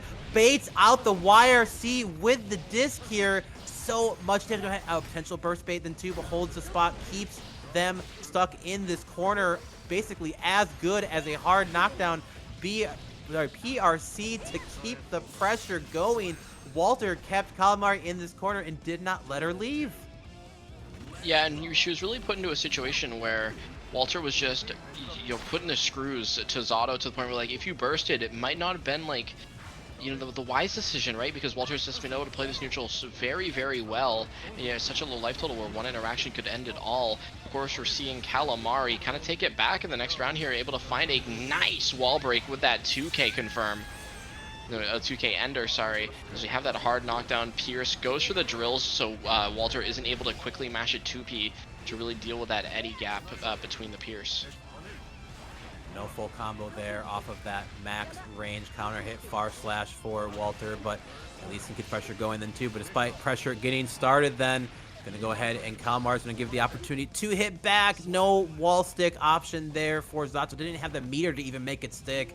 Had to bet it all on a high-low after, but works out here with that tap dust once again. And the cross through this time with the break the law. Definitely a spooky mix to kind of be ready for from Zato here. But a simple route putting Calamari through the wall at least will get that meter coming back as well. Likely won't be seeing another burst from Walter's side, but plenty of meter to work with if we can just find ourselves out of this sequence. But so much damage. Great routing choice and to get the wall stick going through the wall with the sword hard knockdown again. So far, this is going to be all Calamari being able to space out so many of these tools here, but a great burst to fight back. Oh, and Capel finds its mark. We are playing a little bit of scramble. Spaghetti is on the floor trying to build up those resources, able to find the side swap as well. No burst opportunity on the side of Calamari. That instantly wall stuck, but it's A-OK. Walter securing the second game, and a little bit of a nail biter. Just kind of stepped it up a notch, you know, 1 to 100 right near the end, closing it out. The quick little S-Disc PRC. Yeah, I have to say, it was definitely feeling strong about this point. And it's like being comfortable, not only in these like kind of, you know, soft wall break situations essentially then, but like understanding that like it's not the same as your round start distances, right? Do you know what you want to press when you are at these wall breaks without hard knockdown here? And Walter showing us why that they were ready for most of the options from Calamari with that S-Disc PRC. But here we go, getting into our game 4 now. Walter up 2-1 here. But Calamari, we saw her fight back with Zato with such great mastery. Blocks out, but the respect is so high against Walter here. Maybe we weren't confident what we were going to press after blocking that hair car and with the FD pushing Walter out here. But going to go ahead and still be stuck in this corner. Walter not giving Calamari a chance to fight out a 2P to get us started here. I'm going to imagine at this point we're likely not going to be spending that burst. Potentially, if we can get Walter to spend theirs, we might find the opportunity. Millia is so good at jumping out of some of these sequences. Tries to do a hard chase with a jump H from, sorry, jump S, would say, from Calamari here. With the BRC, good block on the empty low here. Get a chance to set up Eddie as well then. The overhead connects then too, but a reset into the command grab then. Gonna get all of that meter back as well. Feels up, but there's that burst being spent. Yeah, goes for that oppose yet again, trying to set up that wall. Not finding too much just yet as you go back to playing that kind of that spaghetti neutral. Able to find the overhead. Calamari taking another round, trying to get this game back tied up. Just love the comfortability we're seeing with Calamari from the sequences as well, but this is Millia. Can put anyone of any skill level through the blender unless you have those OSs down, unless you can truly read what is real versus not versus some of these disc options here. A hard knockdown is definitely where you want to be seen if you're on the side of Walter, but great answer back from Calamari. Getting that counter hit 2S. Look at this combo route. Medi, the damage going crazy. Unfortunately misses the sword super, but does still kind of works out in the end. Gonna get out of it there. No air grab to work to. Calamari trying to play around the Millia here. Coming from the sky themselves. Usually you feel like it's the other way around here, but Zato also incredibly strong in the skies, but the Millia 6P is going to answer. Will Calamari spend a burst if she feels like it's necessary?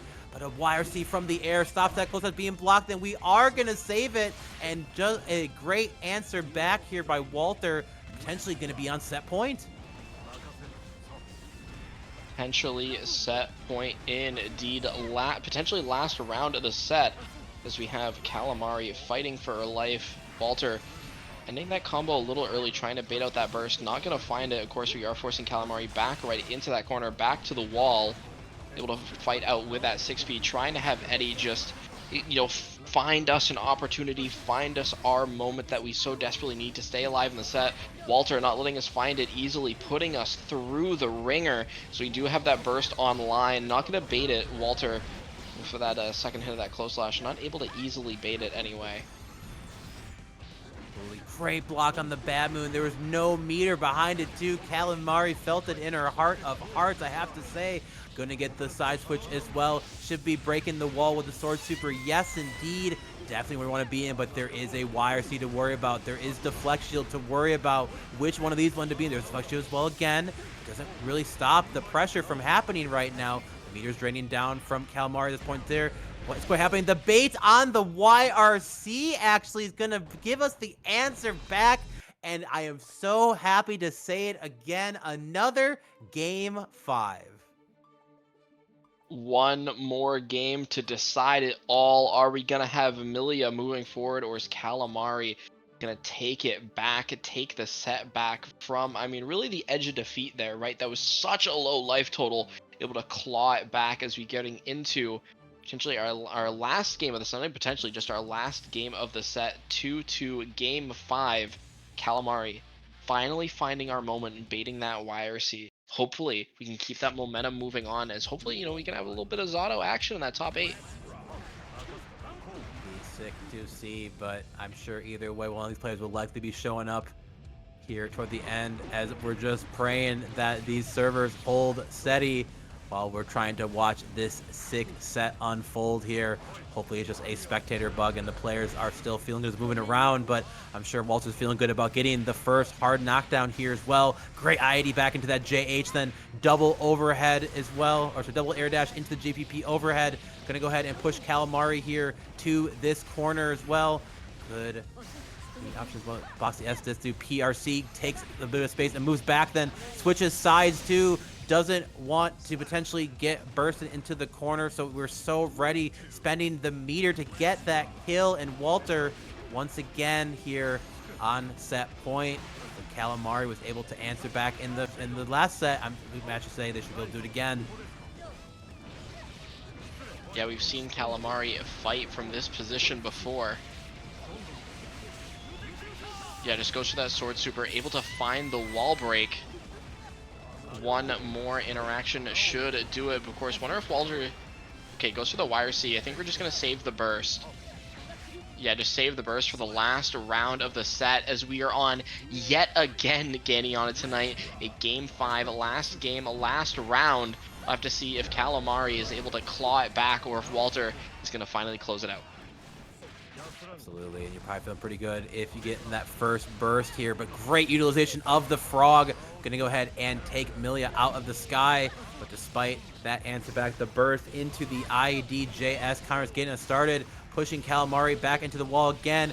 Which side is this Millia on? The resets are so ready. We're just trying to keep this Zato locked in, and the super here will get us a hard knockdown. I don't believe it's gonna kill. Definitely not here again, but spooky spot to be in. There is the flex shield to worry about. There is meter on deck too. BRC 5P is enough to get it started here. Definitely a scary spot to be in here. Walter, when will the YRC come out? There it is.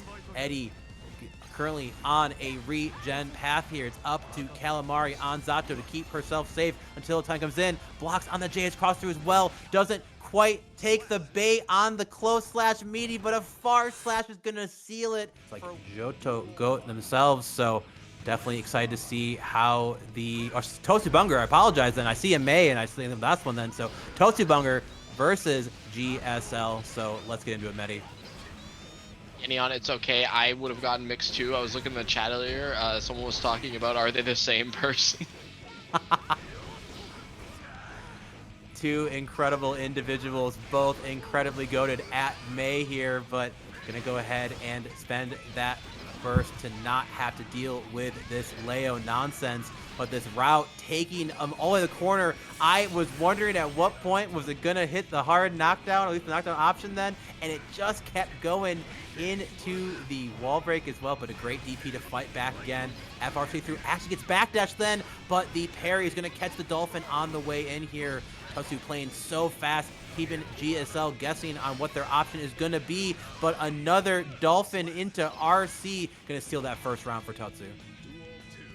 Yeah, I think we're just doing a quick little bit of those 5Ps, just trying to call out maybe that flash kick. Weren't able to truly find a bait on it, as GSL's been so ready. Of course, okay, we're able to call out the parry with a quick little late S Dolphin. Should be able to get a wall break off of this, but no, okay, Johto does find the burst. Well, but a 6P, not even going to find something, no connection option there. Don't let your friends tell you when to press your buttons here, because you might find yourself going through the wall. Positive bonus working here, but nothing built up quite yet. totsubunger with a strong set of pressure sequences and a low to boot is going to seal out that first game. In a very good fashion as well, just playing so clean into Johto's Leo, just able to find those quick little hits we needed just to keep Johto locked down, not let Leo get that, you know, snowball pressure, just start running away with it.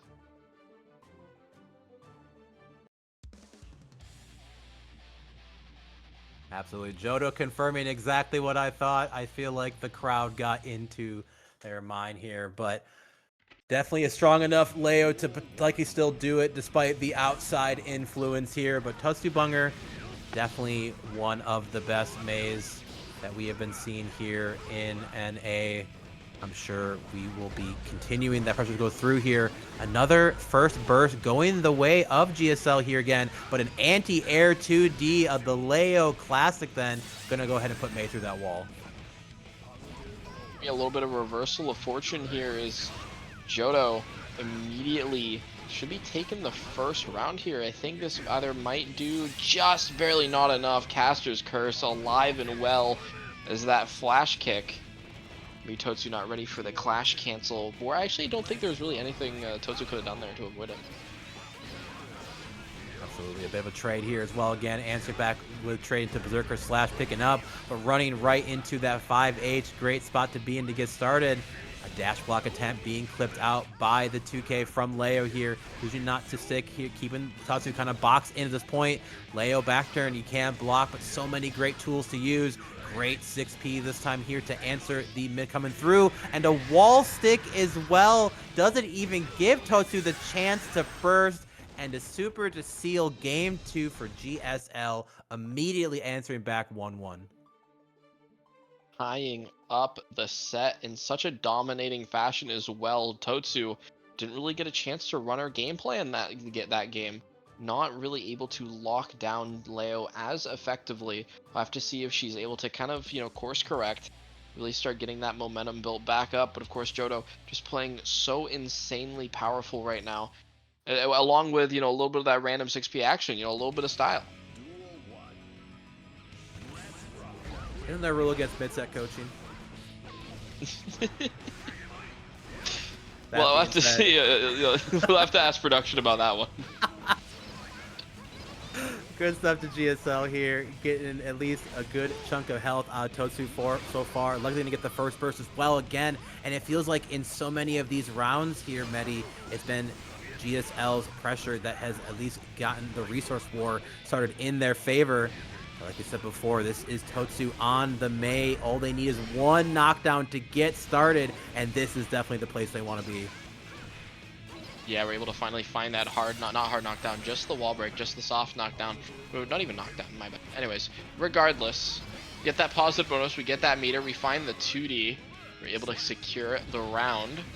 So we're going to be getting into the next round with a little bit of burst deficit. Definitely not what we want to see if we want to, keep Johto locked down, not let him get that momentum started. But of course, get clipped by the overhead. This is looking to be a wall break. He's going to be able to get that back turn super, cash out for a good chunk of change. This Totsu maybe a little bit on the back foot here early into for the second round. Absolutely, definitely not where you want to be against Leo White Fang as well. Should be able to get 50 again. We do. Gonna go through the wall again, but Mei health working in her favor, at least to potentially get a chance to fight back here. I feel like at this point you're just hoping to potentially get a chance to take GSL's burst here, but you gotta fight back correctly first. These 6Ps keeping Totsu from pressing anything, and an immediate answer back as well, taking us to this third round. But both players here working with a healthy burst bar. Who will get the first one? Will it even get you any advantage then? But great spot to be in so far. Anti-air 6P is working then. The coaches are cheering on GSL. We can hear them now.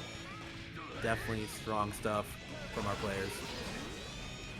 Yeah, Totsu burst to spend that burst, able to find a counter hit, finds the command grab extension, forcing GSL to spend that burst. So we don't want to get wall broken. Totsu with that 100 meter, definitely a scary position for Leo to be in. Are we going to be able to cash it out, able to get that nice little wall break? Goes for the Yamada-san, Free Willy sending us through the wall. One more interaction should do it. Just going to be wary of that flash kick. But of course, not going to spend it just yet. We are finding that reversal. One hit will do it for Totsu if we're able to find it. Nice, able to mash out with that 5P, finds the tap dust, not ready on the wake up. Totsu moves ahead. Yeah, great answer back by Totsu here, and being knowledgeable enough as far as your spacing is concerned off of that basic, that this 3K option here, that where that 5D, Mei 5D, such a wide hitting 5D, works out so well, putting Totsu on the chance to be on set point here. But GSL definitely strong. Leo very, very strong in a lot of their choices, getting that hit here, but gonna actually spend their burst first as well. Good spot to be in if you are a totsubunger fan. No free berserker slashes for you. 5P is the option here, but this is Leo back turn. Wasn't quite ready. The 6P not working out. Great wall assault route. Put them through the wall here. Leo should be surviving this. Definitely a tank in himself. But a hard knockdown is a great spot to be in if you're Totsu. Jumping in, but the DP is ready. Said you better make it real or bait this reversal. Totsu not wanting to give GSL a chance to even fight back. Finds himself now on set point with that first round win. Yeah, on set point. Needs one more to secure it, but fortunately had a little bit of burst deficit. GSL definitely hopefully going to take advantage of that and just really start putting the screws to Totsu, just forcing her to force her to make mistakes, right? Because you don't really want to play the game at your opponent's pace. As you see now, clipping that overhead yet again. We built up just enough meter for the super, and this should do it, as we have GSL tying up the game yet again. One round each on both sides. Round 3 getting us started. Run up 6P. I think the VC was calling. Following their deed, getting our started then, but you better be ready for this safe jump option here. Another 6B again, but being air IV'd as well. Allows Tatsu to be able to throw, but GSL fighting back immediately as well again, sending the dolphin. There is a 2D, ends up being blocked as well. Fuzzy jump keeps us safe from this pressure. There is the bird bait on the DP as well. This route is keeping going. What a great use of the FRC to take advantage of that tumble. Incredible stuff so far here from Tatsu, putting GSL on the floor as well. Another bait on the DP. No DPs in this house. Tatsu gonna take it 3-1. Indeed. And getting into it, guys, we have insert on the May here versus Walter on the Millia. May, Millia, a battle of characters who can absolutely exist in the sky, but one of these characters is not like the other in the tankiness department. And Walter is definitely feeling that already, not even getting a chance to spend the burst here. Going through the wall, hard knockdown, positive, still working for insert, but not enough to make the throw option be covered. A full route, gonna at least push insert back to this corner. Walter already answering back, and the bad moon, first one of the set, has come out so far. No wall break again. Try to catch it up here. Doesn't actually bait out the reversal option again, and we had that covered. Insert knowing that essentially Walter was not allowed to burst there. Incredibly a good awareness of covering the first option and then waiting for an OTG to kill. These players are built different, Medi. Just so much awareness, right, on controlling your opponent's burst, right? Because not only is like managing your own resources very important, but managing your opponents for them is something Insert was just doing so well there. Walter already in dire straits. We do have that 50 meter to play with, but of course you're going to be building May, you're going to be building Insert app just that meter every time you get a hit, every time you force May to block. So you can kind of be in that really rough situation, you know, at any point.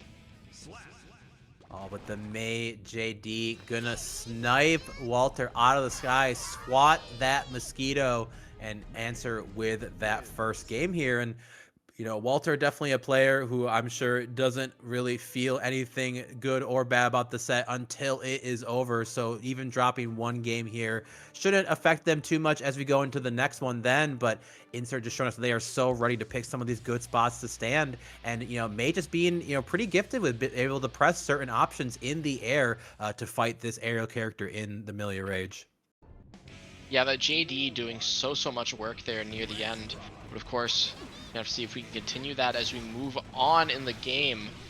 Walter starting us off very strong, going to be taking Insert straight to that corner, but not if Insert just kind of spends that burst, not wanting to let Walter really get that positional advantage. But of course, sometimes it doesn't go your way. Even if you spend that resource, Walter finding that wall break, going to be building up that meter ever so quickly. But nice up dolphin just to catch that Artemis. So now suddenly Insert in the driver's seat, running our offense, tries to find another cheeky JD, doesn't find it. We're able to find a reversal, but not enough to really be a deciding factor just yet, as you're able to get a nice wall break here. Walter opting to save the burst, not wanting to be a hero, because you're going to get that positive bonus regardless. It's not a positive bonus anyway, but able to have that meter regardless. Just choosing to finally spend it. Yeah, and what a weird situation there. May actually spending the RC and having the back to Millie as well. Kind of a silly situation then. Both players essentially being in the corner, it almost looked like. But despite that here, Walter gonna go ahead and take that first round, getting the first hit here of round 2. But they're having to spend that burst, not wanting to play the game against Millia off that knockdown. Definitely wondering if potentially saving some of our meter for more deflect shield OS to stop some of these things, but knowing that at the skill level of Walter probably has so many options to cover such a good defensive tool in it then. But nothing is better than getting a close slash starter if you are May, and doesn't even need to finish the route the first time, because the setup into the 5D RC answers that round back immediately, taking us to round 3 here. Great stuff to Walter. Fighting, I mean, we're talking about fighting with everything they have. Both players here, again, such a close set already. Both players fighting with their life on the line. Walter able to call out another backdash with that nice quick little far slash, goes for that throw, sets up that H disc. Now insert ready for it, but of course that throw is such a sneaky little option. Finds the winger, spread our wings and fly over right onto the next stage, finds that hard knockdown. Of course, insert does have that burst, does have the flex shield. Again, play a little bit careful, but sometimes we just send the Orca. Sometimes you just gotta let Willie free, see what he can do, but working around here, the option 6H gonna get bursted off here from insert.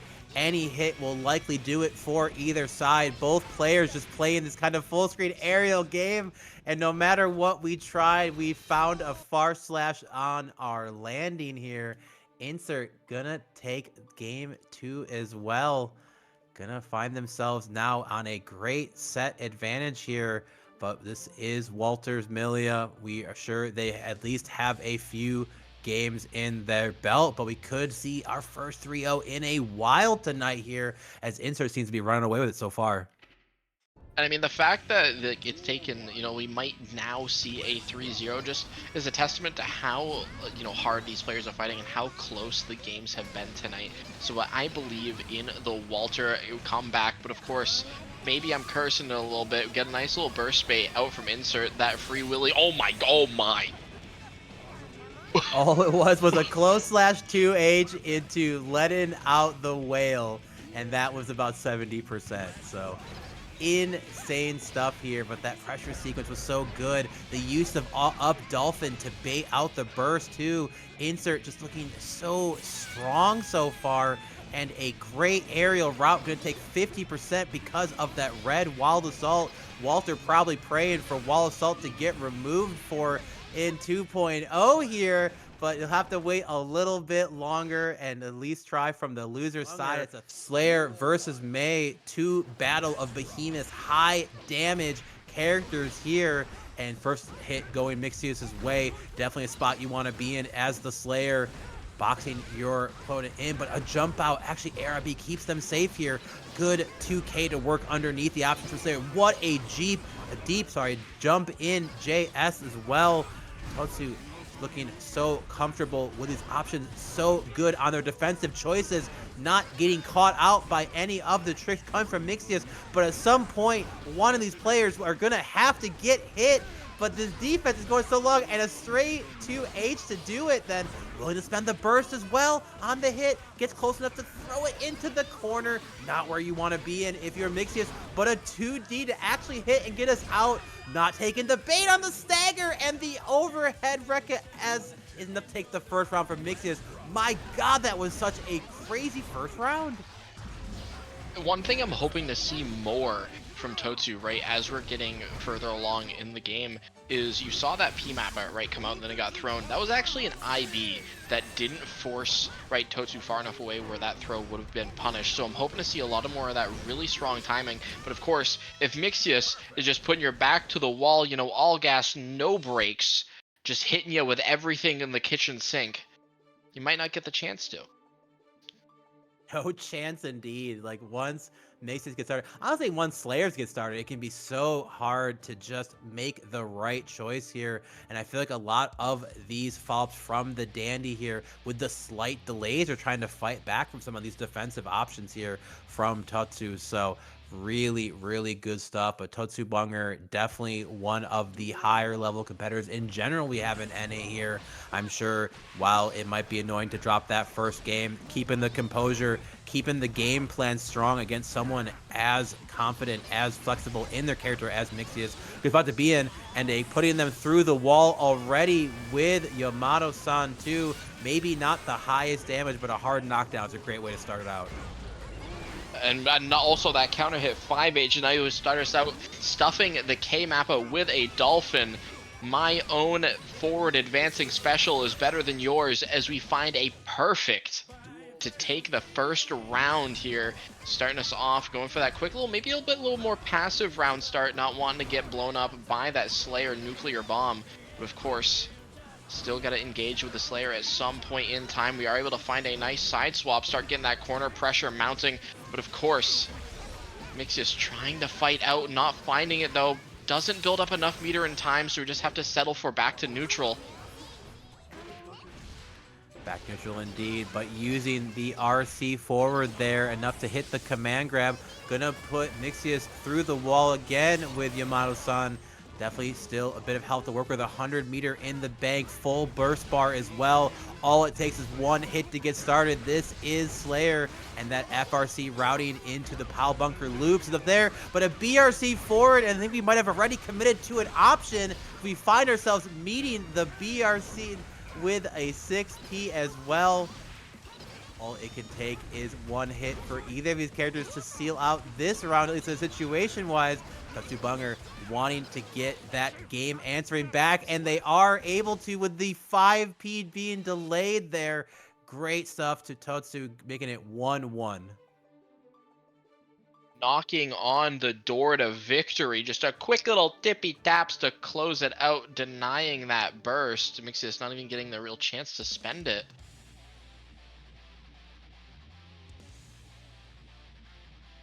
Here we go. Game 3 coming up here. Both players showing that they definitely have what it takes to seal these rounds. The choices layers are getting so high. Not even seeing some burst options being used here, but a great 5K to get ourselves started. mixyous is such a great opportunity. Not only are they going to get that first hit, first burst is also being taken as well, but going to get hit by the Mei. Stagger options coming in, not giving Totsu the burst quite yet, but a 2H to get ourselves started. And despite this route being nerfed, mixyous showing us why they are so confident in this Slayer to still be able to pick up as much damage as possible. Great routing, going to give themselves that first round. I think that quick, hard knockdown is what we need, but unfortunately, Hand of Doom gonna be a little bit deceptive. Quick. It's gonna be usually it doesn't work out that well, but able to find a quick little reversal of fate here is suddenly mixyous getting Totsu over back to that other wall, deciding not to break the wall, just keep the corner pressure. We do have that Orca we have to worry about, but not if we can get a quick little wall stick with that 5P. mixyous up 2-1 in the set over Totsu. Incredibly good stuff mixed here. First of all, getting the recognition of it, having that hit, PRCing, getting the appropriate side swap here to hit the Pal Bunker loop. It's one thing to do a Pal Bunker loop. It's another one to do the right Pal Bunker move. It's another thing to delay at the right timings for those loops as well. There are a couple different ways to essentially do that combo, and mixyous just showing us why that they are one of the best Slayers to do it, and definitely the one who seemed to more or less wrote the book on how to Pal Bunker loop here. So definitely no surprise to hit the good combo here in a far slash starter. And even without meter, Medi, we had the loop already started again. This match is going absolutely crazy so far. But this advantage here, even crazier for mixyous, still has their burst, health lead as well, sending that bunker into the PRC to take advantage of that guard crush as well, and the health just enough to survive. We are a little back to neutral then. This is Mei. Spooky spot to be in then, but a great 2K to get us started then, and traps the reversal option then with a bunker here. mixyous on set point. Seal it. Totsu spending that wild assault to make sure we can get that wall break and also lock out that burst. But at the same time, wonder if it's going to be worth it, because one single counter hit could spell your doom, especially with that literal Hand of Doom, able to bait out that reversal. But of course, able to spend that 100 meter, keep ourselves plus, keep ourselves safe, as we are now should be getting a wall break here. Yeah, it goes for that, the Orca again. Able to get a hard knockdown. That burst gonna be on its way back here momentarily. We finally got it back. Trying to walk back a bit, maybe bait out a button. Not gonna find it though. Okay, that's that good old Guilty Gear Strive stare down. Stare down indeed. Both players not want to be the first one to pull the trigger. It can be so important. But look at this damage coming out here so far. Wow, what a weird backside hitting JH that actually ended up keeping it safe as well. Or we have Flowedup on the Chipp Xana versus Pedrito on the Aba here. Loser's side of top 8. Let's get it, Medi. Let's get it in, indeed. As I was talking about before, I'll say it again for the VOD. Flowedup has a repertoire of very strong characters, represents the Chipp that you're seeing on screen as well, but also plays a very strong Unika and a very strong ABBA. So definitely has a lot of that character knowledge already, right, to be able to threaten Pedrito, be able to kind of, you know, do a little bit of that counterplay. Of course, Pedrito, a very strong ABBA in their own right already, putting, I mean, Flowedup back to the wall, already on the back foot, but of course, just trying to stall out that JR. Goes for a little bit of the bait on the follow-up, the overhead follow-up, sorry, off of the Rekka. Doesn't find it as Pedrito secures that first round. And I mean, Gideon, you don't really have the luxury of making mistakes, at least in this matchup, right? I mean, Chipp typically dies, you know, very quickly anyway, but this is ABBA damage we're talking about, right? One, you know, misstep, and suddenly, the round might just be over. Over it might be indeed. It could start with a blocked Rekka overhead here, and Pedrito just answering back. I gotta say, Pedrito showing such great mastery at managing that jealous rage resource here. So much of this character's ability to just steamroll you is gonna come out from being able to constantly be weaving in and out of the jealous mode. But the throw techs are going crazy. 3 in a row here. Our players are just absolutely ready for these sequences. Flowedup showing that they read the patch notes too. They played it. They know that ABBA loves to show the strike throw game. But a 2P hit is going to starters. An anti-air on the 236K from Pedrito. Gonna get Flowedup at least one last chance to take it here. But a reversal super sealing out the first game for Pedrito. Once again, this is the top 8 of the Jeekly, number 84. We are on loser's side here. Pedrito already up 1 game, but a 6H to start off with Flowedup. Definitely a great momentum swing. We've seen that 6H get a fair amount of use last game as well. It was the same round start option. Flowedup definitely can tend to represent that kind of haymaker normal. So we find that wall break. And I like that decision there, Ganion. You're seeing Flowedup just kind of wait a little bit, let that wall stick timer drain, because you're actually letting that Morha meter drain as well, giving ABBA less time to really recover and really just force her to be in that lose condition. Really are forced to having to know the right normal suppress to answer back, but not even getting a chance despite a couple hits here. Flow picking the right moments to not let ABBA build up any of that more meter again, but fresh round means fresh bank of jealousy rage, so we will have to see if Judo gets the chance of that one hit to get the game plan started. But Chipp is so strong, but you tried to make your way in thinking you have an opportunity and find a jealous rage 5H meeting you on the other side.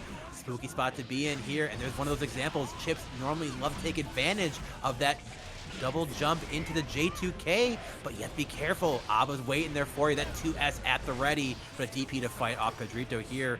Flowedup, answering back, trying to delay that Rekka pressure, drain out that meter, but we find the right hit. FRC into the 6H, answering back for Pedrito, going to round 3. Such a back and forth round there, right? Pedrito coming back, really, I think from, you know, having drained that Morha and just really able to just eliminate Floatup's life right until that last moment, until Flowedup started to really fight back. But of course, that's talking about last round here. We're currently watching Flowedup get a nice wall break at that positive bonus setup. We're going to have that 50 meter to be a little bit tricky as we find a nice counter hit far slash. Pedrito maybe banking on Flowedup being a little bit more passive on the round start, right, on the post wall break, and not really wanting to contest ABBA, but for a cheeky little install, and it ended up in Flowedup, you know, being in a position to win the game. Absolutely, but it is party time. JR is at the ready. Options here, and Flowedup just working so well, playing defensively, not trying to overextend any of these ABBA options, but the meter is being managed still so well. And we spend the RC, DP stopping the pressure going, meter slowly draining out. You're seeing Flowedup taking their time here. The FD tried to do something fancy with the uninstall PRC forward, but Flowedup being an ABBA knower as well, ready with a 5K to stop that option. And I've been seeing a lot of ABBAs taking advantage of this kind of, you know, mask on situation, if you will, with PRC, but Flowedup just putting out the very, very strong normal in the Chipp 5K to stop that from getting any mileage. Yeah, it's something where it's definitely a little bit of a jump scare, right? It just slam that PRC. You're expecting her to just be a quick little -10, and then suddenly she's just in your face acting. Float up, definitely ready for it, just sticking that quick little 5K. But regardless, we're already back in that corner using a lot of those stagger 5Ks, trying to bait Pedrito, maybe press an errant option. Doesn't find the overhead. Pedrito is ready for it. It's a nice jump out, forces Float up to spend that burst or let Pedrito get Morha, but it's A-okay. Pedrito's able to find it regardless. Goes for that side swap. JD does not connect. First forced to spend if we want to keep our positional advantage. Goes for that Donzai. Try to call out a DP. Doesn't really find anything, Pedrito. And we're kind of in dire straits here. Just barely gets it out. But Ganyon looking kind of low on our Morha. Low indeed, but not quite low in the health department yet. Also some meter to work with too, and just sends it with the 236k FRC, the 2k low catching out, but Float up fighting back on defense here just to get thrown for their troubles. FRC 6H again. Pedrito just never quite out of it. It feels like in any situations. Such great management of that Morha meter. It's just such an incredible thing to see, and Abba played at this level, but Float up working around those slow normals so far. Tried deflect shield, got Wild Assault instead, likely too here, but Float up going back to that full screen neutral again. Gonna luckily put Pedrito through the wall here. Yeah, it doesn't have the meter to go for a hard knockdown, so just suffices, is satisfied with that positive bonus. Ends up getting caught backdashing with that good old Wild Assault, but no cancel on the 6P. Let's Float up, find a nice punish, get another wall break, and that positive bonus yet again. I like that option. We are just ready, able to not punish, but at least start running pressure after blocking that door super. Pedrito is ready with that call out, finds the RPS, and is able to call out maybe a jump. Yeah, and what a worst scenario. Pedrito basically on no meter quite left.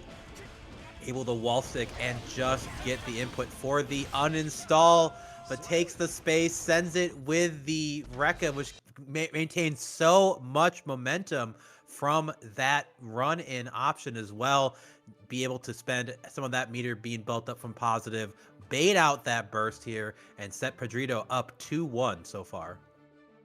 Yeah, that was kind of a checkmate scenario, right? You either spent that burst and you didn't spend the burst and got hit by Rekka 2, or, right, you spend it and then the PRC comes out anyway, right? Because you were dead in either scenario. But of course, into potentially the last game of the set here, Pedrito up 2-1, of course. Float up, sticking on the chip for the rest of the set. We are not going to be seeing any character swaps. Again, just trying to play back a little bit, right? Ganyon wanted to stay maybe a bit out of that ABBA kind of mash button range. Of course, he ended up being caught by that 5H. Absolutely, just trying to work on Abba, but what a great trade combo here from Pedrito. Unfortunately, does not get the pickup into the key grab for the proper uninstall. We're going to be out of the meter then, but the JD catching whatever option is into the key grab. Going to be an air key hit then, so not as good as grounded as far as your options for pressure, but it doesn't stop Pedrito from going here as well. Does not get the ability to FRC into the uninstall, but our 2P get us so far. 2K OTG is not enough. This chip has no health to work with. Anything could potentially do it. Pedrito, knowing that, sends the 2P on Wake Up then. Definitely great stuff here. Sent up to set point, and not only set point, but a full rage meter. Donzai telling this chip to just hold on a bit, and it's so where you want to press a button, but Abba is underneath of you, sending those 2 S's as well. As long as we can finish this route, it should be a dead chip. Xanoff, not quite, no full pickup. We catch the backdash with sending Rekka, and that is going to be 3-1 for Pedrito over Lakey and Jodo. We're going to have the Unika versus the Leo White Fang, and we were talking a little about it earlier. Lakey definitely has it in him to bust out the Biken into this character, but seems to be sticking full time on this Unika. Definitely in a lot of the brackets I've been seeing them playing lately, as well as for the Jeekly tonight. So let's see how they work around the Lion himself. But great 6P to get started there. It was only normal hit 6P though, so not going to get a full combo out there. Tries to send the 6H into the overhead, but GSL answering back with the Wake Up Leo Super here. gets Lakey pushed back to that corner. And despite the advantage being in Lakey's favor at the beginning so far, then Unika definitely not as tanky as Leo himself. So often, but the YRC was ready for here, and despite the beginning of this round being all Lakey, GSL taking it. Yeah, I mean, that was such a, like, 1 to 100. It's like, all right, it's my turn to win now, as GSL was just able to really claw it back. Of course, kind of similar story to how the first round went, right?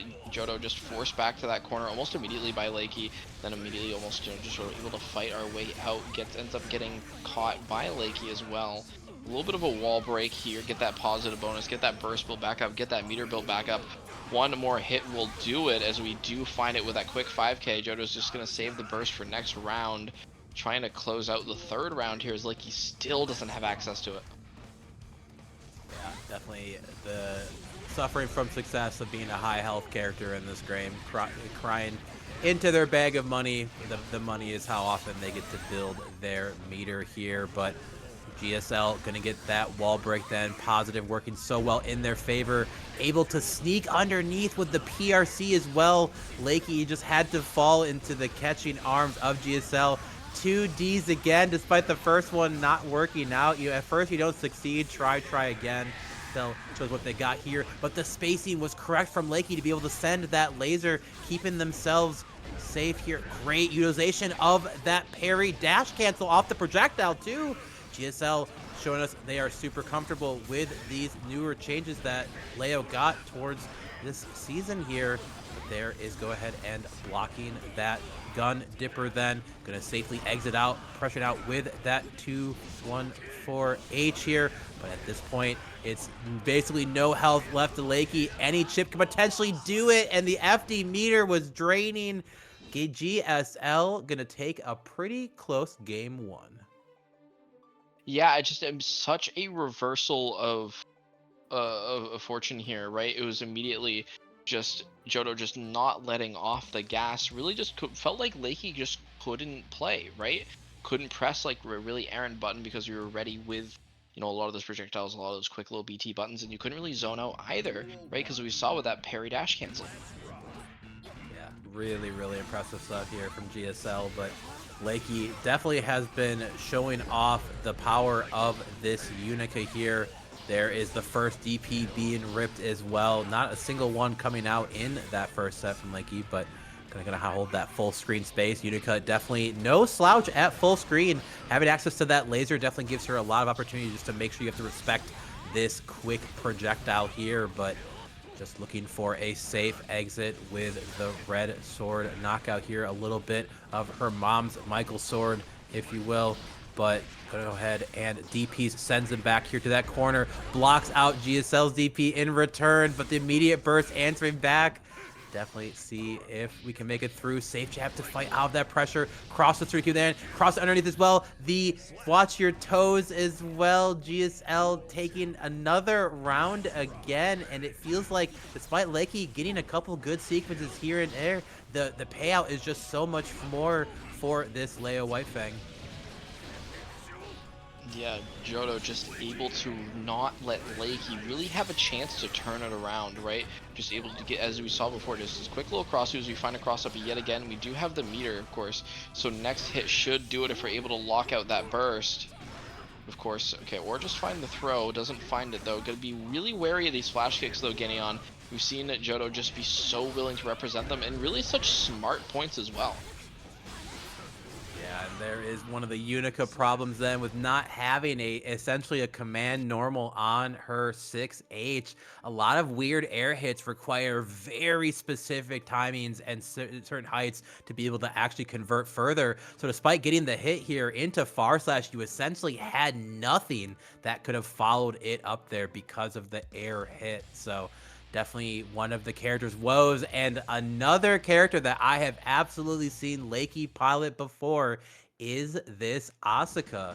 Let's see how much Lakey can make GSL be a spectator.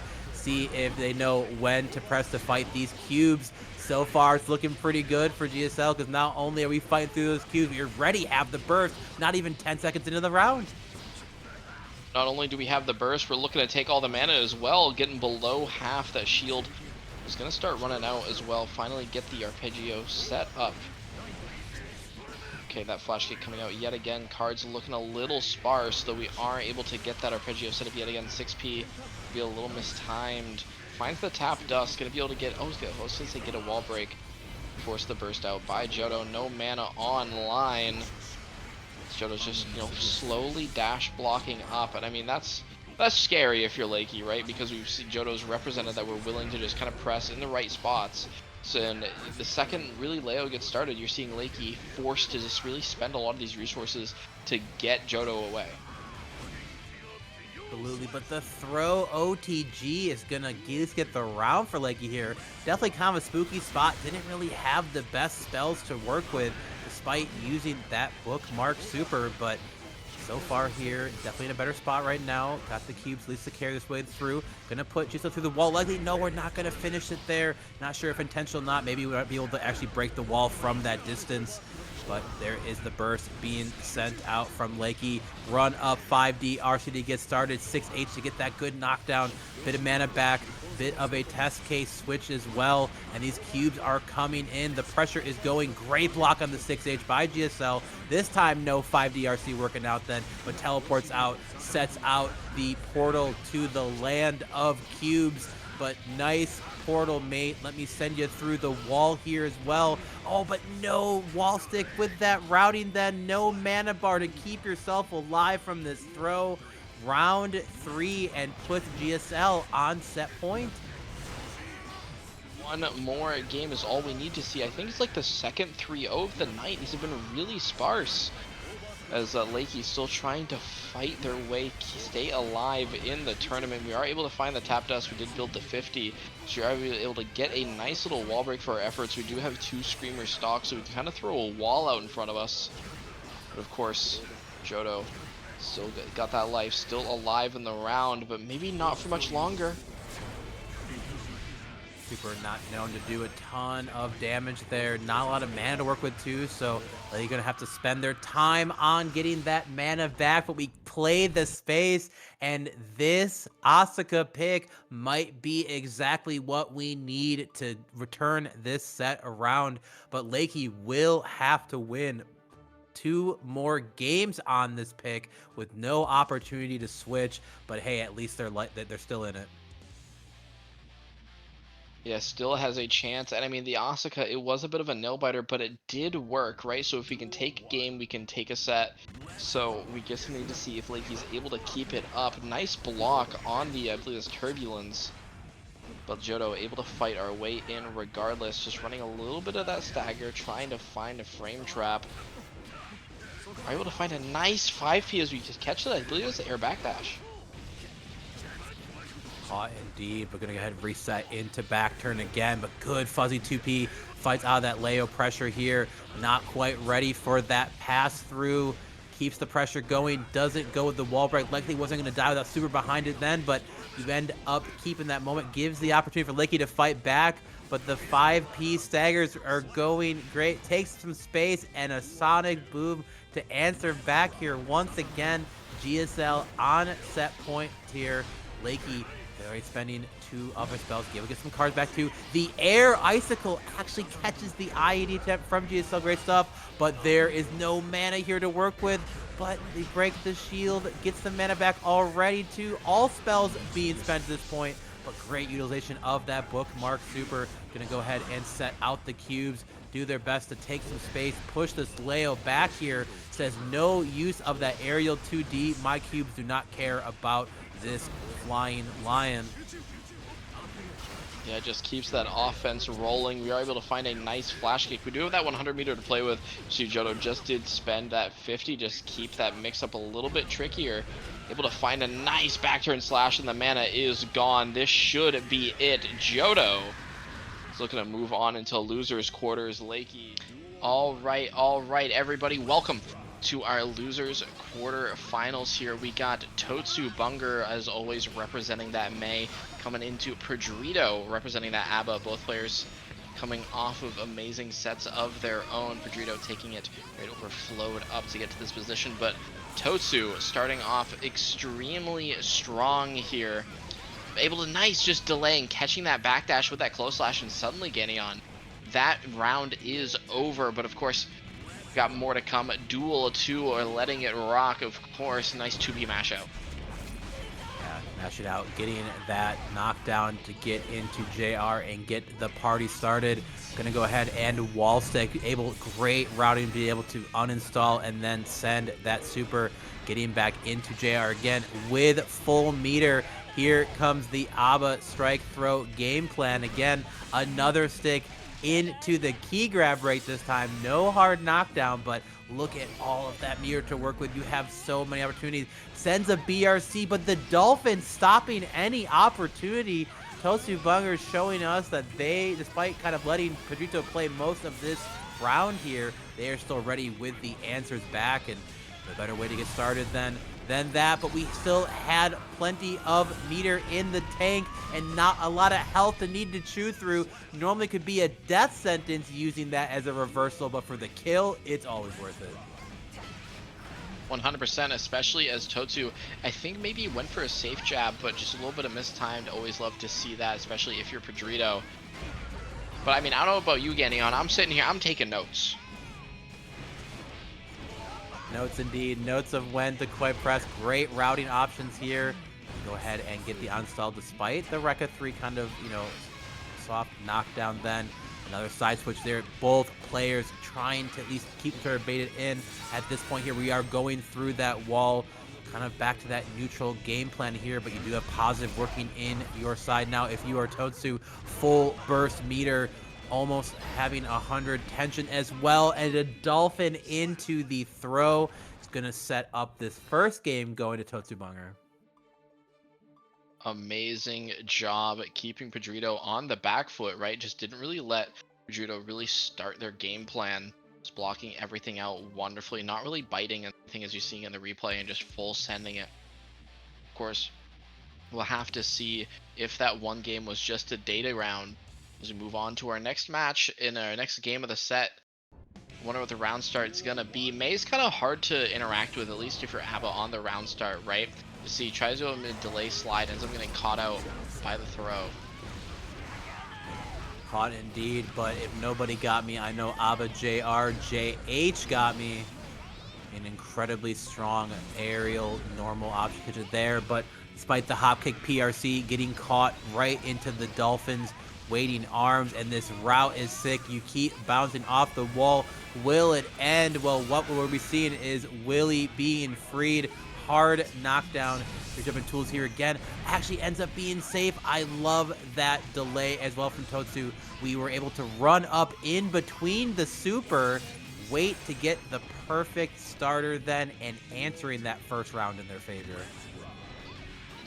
Just playing so dominantly. Nice IBFD on the 2P, forcing ABBA so far away, not letting us really get anything started. That Morha is looking a little full though, so we can't really let Pedrito really get too much started. Gonna play me. I was gonna say play maybe a little bit passive, but maybe just full send the Dolphin. If you can't press buttons, you can't, nuke.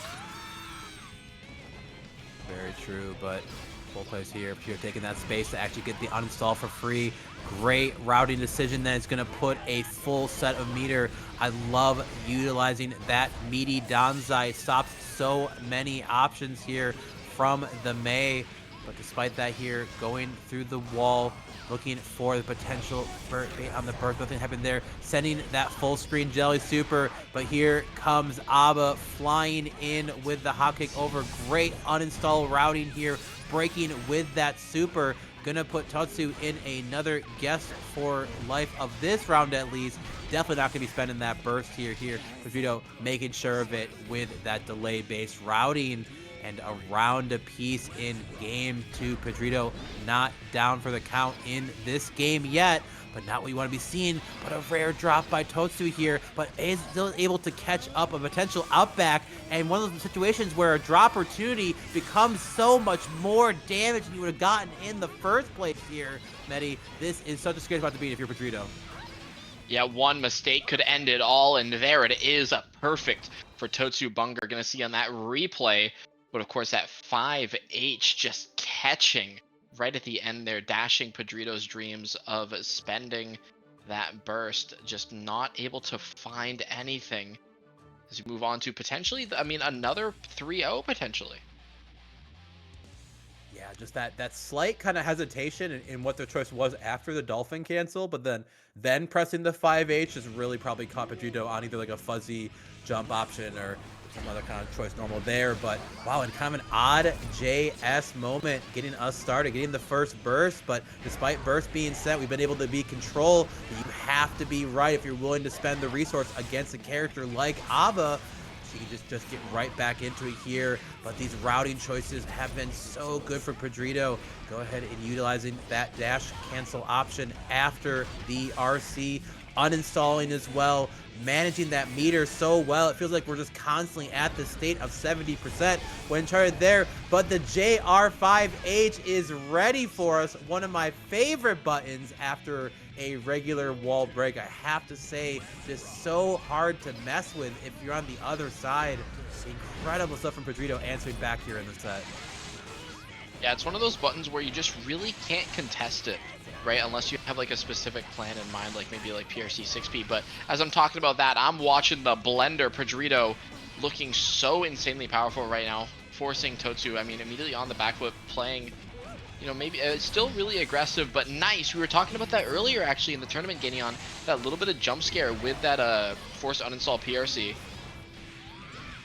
And I love that different Pedrito then maybe figuring that Totsu is probably gonna likely send it then with that meter slowly falling away, but ends up still making the right choice. Totsu keeps themselves alive here, potentially to rob it here. Pedrito gonna spend the burst as well. I love it here too. You had enough meter for at least a guaranteed switch of RPS options, and Pedrito stopping us from getting a 3-0 here, answering back in game 3 then, but they're still gonna have to do it 2 more times against a competitor as scary as totsubunger. Definitely excited to see if it continues to work out for Aba and Pedrito, or if it's gonna be Dolphin supremacy from Totsu. Dolphin supremacy, the free Willy. Looking SeaWorld, but 3K not gonna find our mark here. Unfortunately, forced to spend that burst. Pedrito has full JR to play with. It gets tagged by the overhead. The super gonna be lethal here as we're this is like where you least want to be, right? Abba has so many options here, but nice back throw. Just hard reading that's what Pedrito was gonna go for. Able to find it, able to find a wall break after as well. Free Willy gonna be sending us all the way over to the next part of the stage. Gets that hard knockdown, which is definitely gonna help with that 100 meter. We are able to safe jump it, but there is the throw. Pedrito at the ready. Not able to block out, went for a little bit of a meaty 2K, not ready for Totsu to respond with a super of her own. Pedrito is able to salvage the round though, stay alive.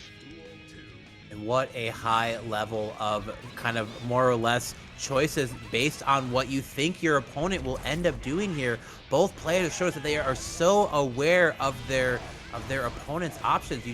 This is such a high level combination of choices and layers at this point. But JR into the squid. You tried sending something, half full screen away. Let me just put you through the wall real quick. Positive bonus. Love the round choice as well. Again, the FRC after the 5D to keep it going, hoping for a stick. Didn't quite get it, but despite there being a health lead, there is no ability to get into that Jealous Rage form without the key grab or a super as well. Pedrito kind of being forced to play this normal game. Totsu just trying to find her chance to keep the pressure going. Good pickup and option. Good to Pedrito through the wall. Not going to be dead though here. But we have to worry about there is meter behind. Pedrito has found the reversal supers before, but no chance to come out. Command grab is going to take us to a final round and put totsubunger on set point. Pedrito just having such good burst discipline, realizing, hey, I don't have the Morha to really contest with Mei at this point in time. Just gonna save it for potentially the last round of the set, so I can, use it. Maybe a little bit of a better scenario. Nice backdash, just getting that spacing so we can safely get that Morha. Suddenly, might be looking all Pedrito. Don't have burst on the side of Totsu, but you just gotta be careful. Can't get caught out by these Dolphins. We are able to just move in and out of that Morha, are able to get that, no, okay, just going for the key grab, but we do have to be careful getting on. I believe Mei can just jump out of door super here. even still, I kind of like the opportunity, giving yourself essentially some extra meter to work in the neutral situations here. But the landing low into the 2D's gonna do it, and we had so much jealous rage to work with for this super. Definitely gonna be enough to kill. Didn't even have an option to spend that burst, and we were worried about a 3-0. Pedrito heard us and said, I got you, boys. Here is a game 5 for you here, and this sequence was so good from Pedrito. There are so many overheads layered into that sequence that sometimes just being able to land it and go with the low in 2D, such a great mix-up tool. So terrifying to be against a character like Aba when they are in jealous rage. But here we are, guys. Game 5 here of this losers quarter finals then. Totsubunger, Pedrito. I cannot wait to see how this shakes out. To be a wonderful game 5 is already Pedrito just all foot on the gas, lead foot, as we are getting that nice super, get that hard knockdown as well. Totsu was able to guess right a couple other times before, deciding just to play a bit more passive here. Blocks the RC as well. Go, nice throw bait! So, okay, decides just to save the burst again. Potentially last round of the set. Pedrito finally in the driver's seat. I mean, getting there with a perfect as well, that's got to be such a morale booster.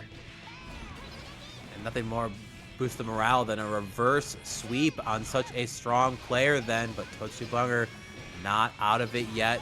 Great routing with the up dolphin choices, keeping it as burst safe as she can here. She would be putting through the wall, but the starter wasn't too scary, so the health bar still holding strong, but we are being boxed in by this Mei, not really getting a chance to fight back. It's gonna have to come from defense, but nothing says defense like a giant 5H to stop the boot here, but a missed Danzai here. Tried to save it with the PRC, gets taken out by the Dolphin, but answering back, look at this damage as well. Not gonna go through the wall, no wall stick here too. Meter slowly draining out, double Danzai to keep it going, but a lot of meter to work with too. No twist in a clip, anti-air 5H to give it started as well, but we do not have any jealous rage to boot. The meter is empty. It's gonna have to come from defense. Reversal, it may be, or a key grab here. Actually willing to spend the burst as well. We think we can hit it and do it, but nope, we'll pick him off that hop kick there. Kind of a weird situation, interaction. Both players kind of forced once again to work with that smaller health pool. Totsubunger working around this. They know that as long as they operate this correctly, they can just get there. But we sent the Dolphin into a reversal super, and that's how it ends. Mixyous versus Insert. Mixyous with that patented Slayer, and Insert here, one of the strongest Meis to do it here. Great starter here for Insert, putting Mixyous through the wall here, get that positive bonus rolling. But of course, suddenly Mixyous putting that Mei in the corner, and you know how that can go. The Orca actually whiffs because of the Dandy, but no route off of that universe. It is A-OK. Insert forced to burst. Nice, that Bluetooth connected. The counter hit is alive and well, as we are forced Mixyous to kind of maybe play a bit passive, because maybe a little bit scared of that 5H. Yeah, understandably so. Such a terrifying button and tool here, but gonna go ahead and put Insert through the wall. I think this might be, nope, not quite. Mei is built like an absolute tank here. Great block on that Dandy low. It gets us started, and I actually think this might even go the way of Insert. No, not quite. Couldn't quite get it to stick, and the 2P bar from Mixyous is gonna give him that first round. Going next here as well, 2D to kind of check the point, but the overhead from the S follow-up gonna go ahead and push Insert away to that wall. Look at the health bar rate, one combo doing 50%. Absolutely feeling like a Slayer round, but great answer so bad by Insert. Gonna mix this all the way to the corner here. Gonna finish our food luckily this time then. No need to wall stick here. Works out for the better. Likely gonna be super. There it is. Here's the hard knockdown. What's gonna be the mix? The mix indeed. It's a 5P to close it out. Calling out the backdash from Mixyous. The initial mix ended up not landing. Of course, Not over just yet. We're in the third round of the first game of winners finals. Insert spending that second burst. Bluetooth connected yet again, because we do have that 50-meter. I mean, once we eventually end up getting that wall splat anyway. But of course, Mixyous not making it easy for us. We do have that burst. I think we're gonna have to spend it here unless we want. I mean, really May just to get that amazing positional advantage off of that wall break. Nice backdash. Great back pitch now here again, but once again, you know, every hit feels like it could be the last when Mixyous gets the route here. What the hell? Oh my god, and the taunt aura farming too, but not enough to kill. The health is still alive, and we're gonna catch the dandy with, oh my god, it feels like I'm watching TNS 2X where someone essentially crouch spam someone and then lost the set. I hope this isn't a sequence of taunting someone and losing a set, but I can respect the attempt. Slayer was checking the time and it still came up May. Oh me, oh my. Like, that was like a pixel of life too. The game saw that and went, no. We can't be having that.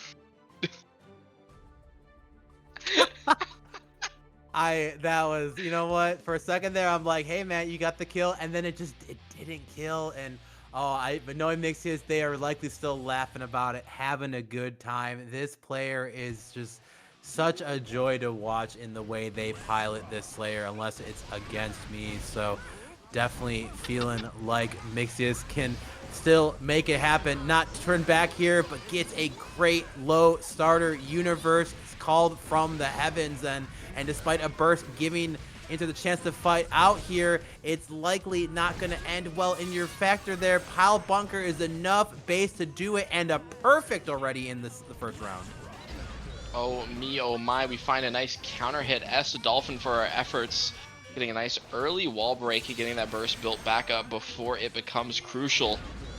Finds it yet again. Tell me if you've seen this line before. Gets another amazing wall break, but unfortunately I think drops the input. JH kind of goes wide there. We are able to force our way in with that S Dolphin PRC, of course. Just not wanting to have to deal with that Slayer neutral as well, because a singular counter hit could change the course of the entire round. Of course, it makes us finally able to fight our way in. Gets a nice wall break before that burst can come back. So that is going to be, I mean, maybe like a vital time, right? We do get that nice little counter hit, just slam. That good old 5H ended up not being as vital as I thought it was going to be. But I mean, tying up the rounds yet again. We'll have to see though, Ganion, if we see a repeat. You know, hopefully no more magic pixels. Depending on who you're cheering for, very much the hope at this point, but can't sometimes feel like there's no hope when you're stuck in the corner against Slayer options then. But Insert was able to fight out at least initially then, but it's just getting an attempt. A simple jump out. JS is enough to get it started, but we made the right read on the burst from Mixyous here.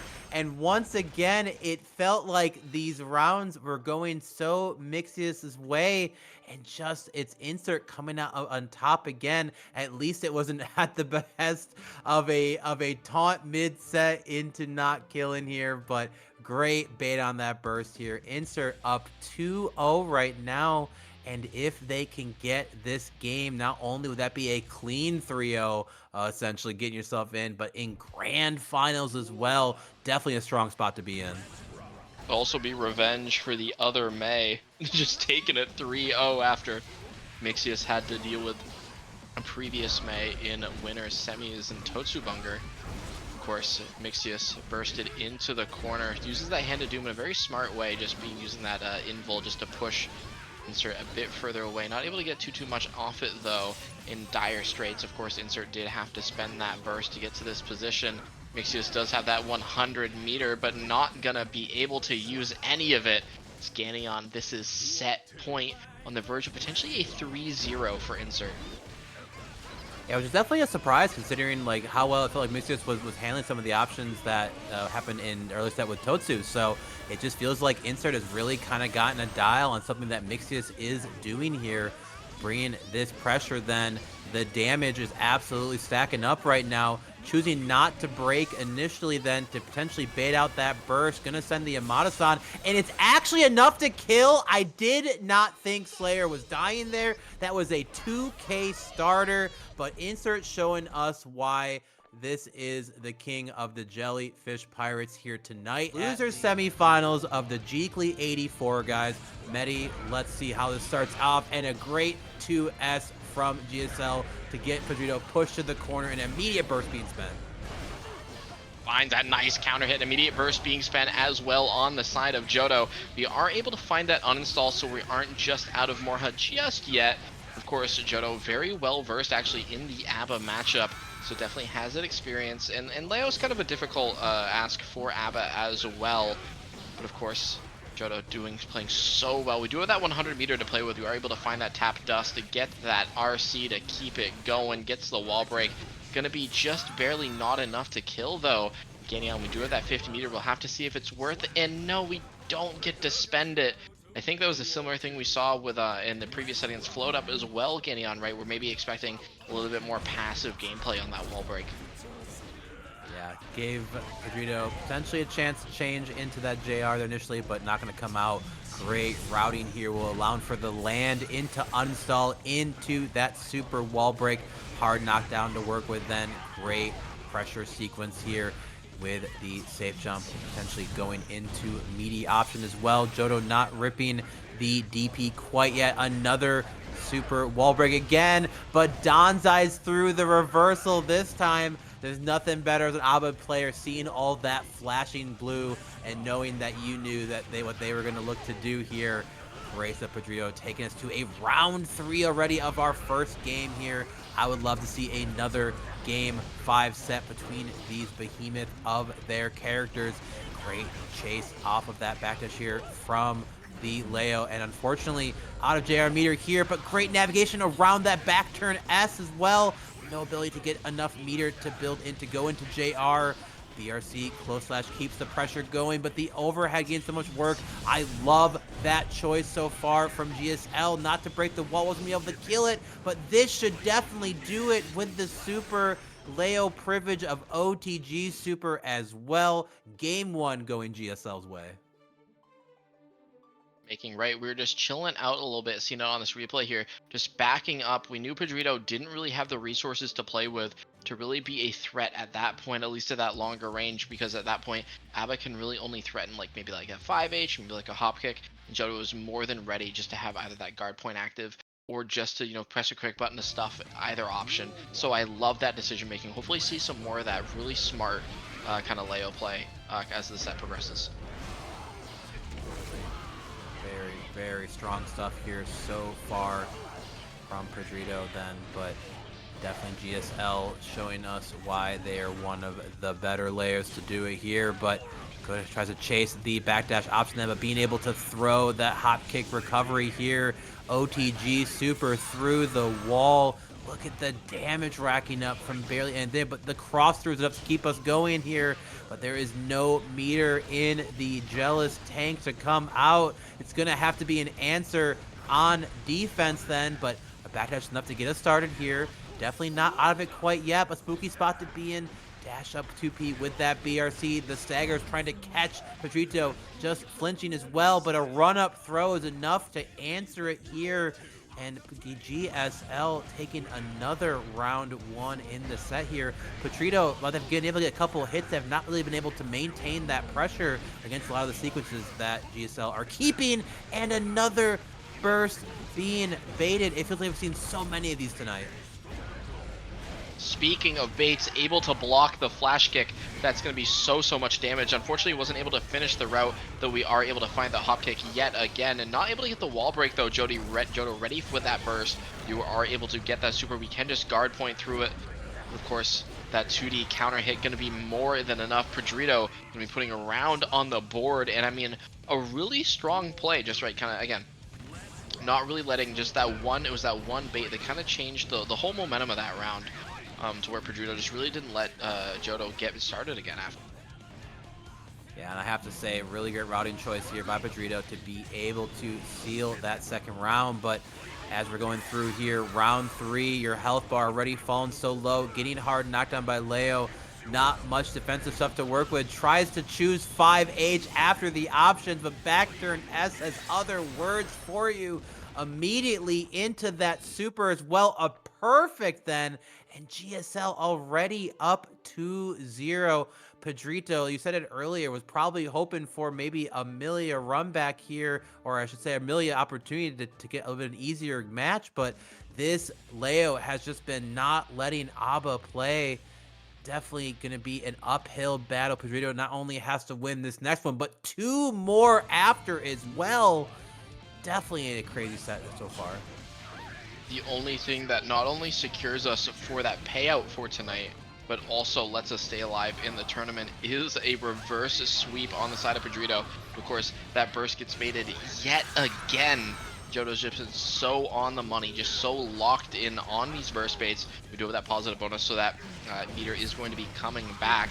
So we are able to get a nice little key grab though, but again, look at that meter, look at that, watch out for the flash kick. Because, I mean, at this point, one misplaced button could spell the end for Pedrito's run. Absolutely, but you could probably calling out here. Pedrito did have to reverse sweep earlier as well to even be in this point, so definitely shows that they have what it takes to do it here. And Kirsten, I love sending that super to invuln through there. In the attempt to send the wreck immediately after, but GSL reading it with the back turn parry here. This is such high level guilty gear. These players, they are so ready with their options to beat out what you are looking for, and trapping into that back turn S stance cancel low. GSL on set point right now. If Pedrito has something in the tank, it's use it, but a Danzai is a great place to start. Yeah, and we're able to get a nice key grab wall break as well. We have that 50 maybe built up right in a couple seconds here. Nice, and we get the trade as well. Okay, we didn't get the trade, just barely not enough, though we are able to get a confirm. Oh wait, did we get the trade then? I can tell you, I've never seen that be picked up without some meter being spent extra behind it. So Pedrito just showing us here that they have all of these sequences down pat. Great stuff. Oh, and able to get the 5H really hit into the blue wild salt. Abba regular 5H into the blue wild salt, it can be a little bit odd depending on when you actually dial in the blue wild salt. So definitely working out in their favor, but this is the Leo blender. Immediate YRC trying to take advantage of this JR meter. It's basically been able to barely be used on offense so far, but good stuff by Pedrito. Found an opportunity to get an uninstall, get some of that meter back, but a 6P is going to stop all of that pressure. Getting themselves pushed back to the corner again. We've been here before, but Mask On is telling us to look at the sky. 2K key grab, not a lot of meter to work with as well. It's draining again. We felt like we were just here before, and such a scary spot to be in. GSL can just absolutely work around this sequence here. Bit of an odd trade with the JD and 6P. Back turn S to get us started here. We finished the route, could be enough. It's burst safe as well.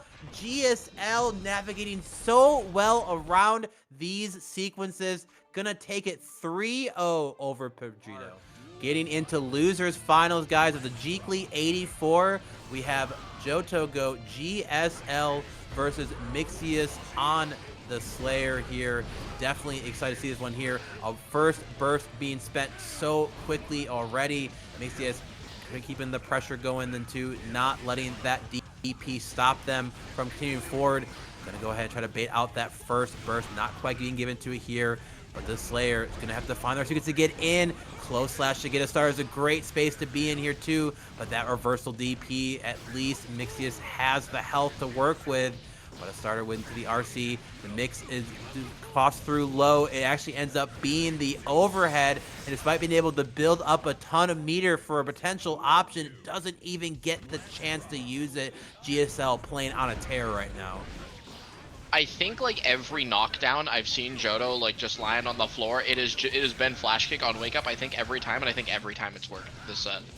Amazing job by Jodo as we get a nice little wall break here. Nice, you're just waiting out the 2H, waiting to see if Mixyous kind of flinches here.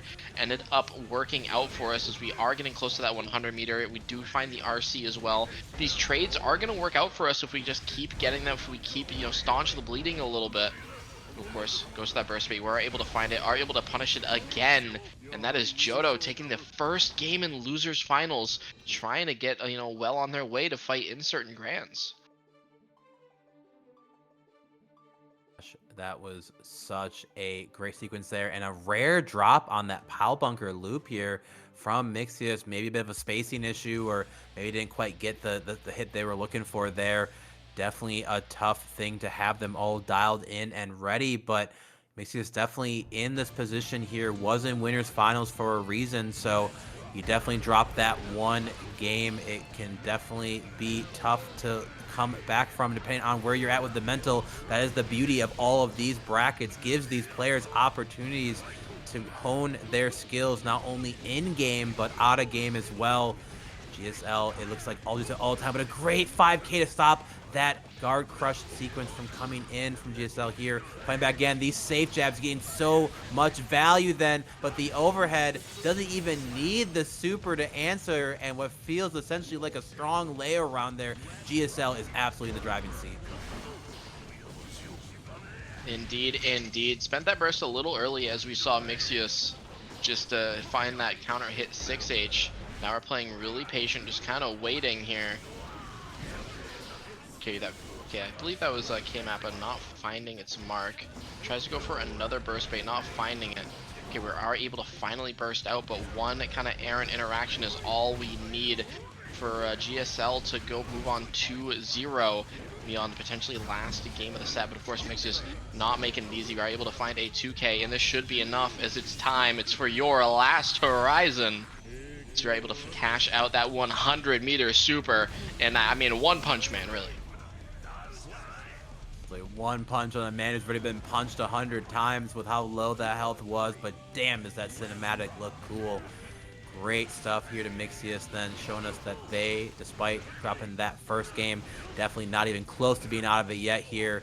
The Slayer having to pick the absolute right sequences to go in here with how much value Flash gets for them, but the 2H going underneath the H boom here from GSL. But look at this close slash dagger pressure finally came in, but the 2D anti-air, even if 2H had come out, we had gone over it at that point. You love to see these Leos utilizing these crazy tools that are available, and GSL up 2-0 over Mixyous. The power up of that earlier set coming through here. Kind of makes you wonder here if Mixyous can kind of find their secrets to get out, but the more I'm kind of watching this matchup, Medi, it feels pretty tough for Slayer to really get started. Yeah, Mixyous just hasn't really been able to start running their game plan, right? If it's not the flash kicks, right, it's a lot of these, again, like a lot of these quick little buttons, just really just stuffing out. Again, like right there, quick little 2S, just not letting Mixyous really get anything really going. Finds a nice counter hit 2D as well. Fortunately, that back turn H goes wide. Nice little whiff there, letting Mixyous really try to get something started. But then we spend the burst and we're right back at it. Again, Dean, an answer to the back turn with a pile bunker as well. Both of our players here bringing out different layers. Our layers have gotten so deep right now. Some things that don't feel right end up being right. And despite trying to bait another burst here, Mixyous not giving it, but gonna be clipped by Leo on the way in. Just trying to find their way in. Answer back for not hopefully another 3-0 here. But GSL gonna go ahead, the back turn, get us started. Not is here, and it feels like at this point Mixyous is caught on that GSL has been all about these burst baits tonight so far here. Wall stick as well. Gonna go ahead into the super Mappa hunch. Not gonna be enough to kill a behemoth tank that is Leo Whitefang. Bit of a franchise 2P. This 2P doing so much work again. Gonna keep ourselves alive getting into round 3. One more chance to stay alive to put a point on the board. Of course, working out well for us at the moment. Just got to be ready for when Johto just, just slams the reversal option. We do have that universe, but yep, there's the flash kick, comes out, finds it again. Suddenly it's all a Leo. We have to be careful. We are going to have that burst on lock. We aren't going to spend it just yet. We are able to mash out with a nice quick little 5P, kind of deceptively long poke there. That's long indeed, but we are sending that 2D, but this time Mixyous says, hey man, nice burst. Don't mind if I take that one instead here.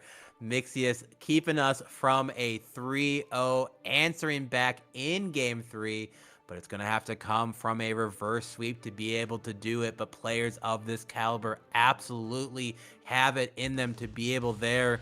We'll have to see if the silliness that comes out essentially from a lot of GSL's choices at times, at what point did they dial it back and run more standard plan, or do we keep going deeper into the rabbit hole of what we can do as Leo?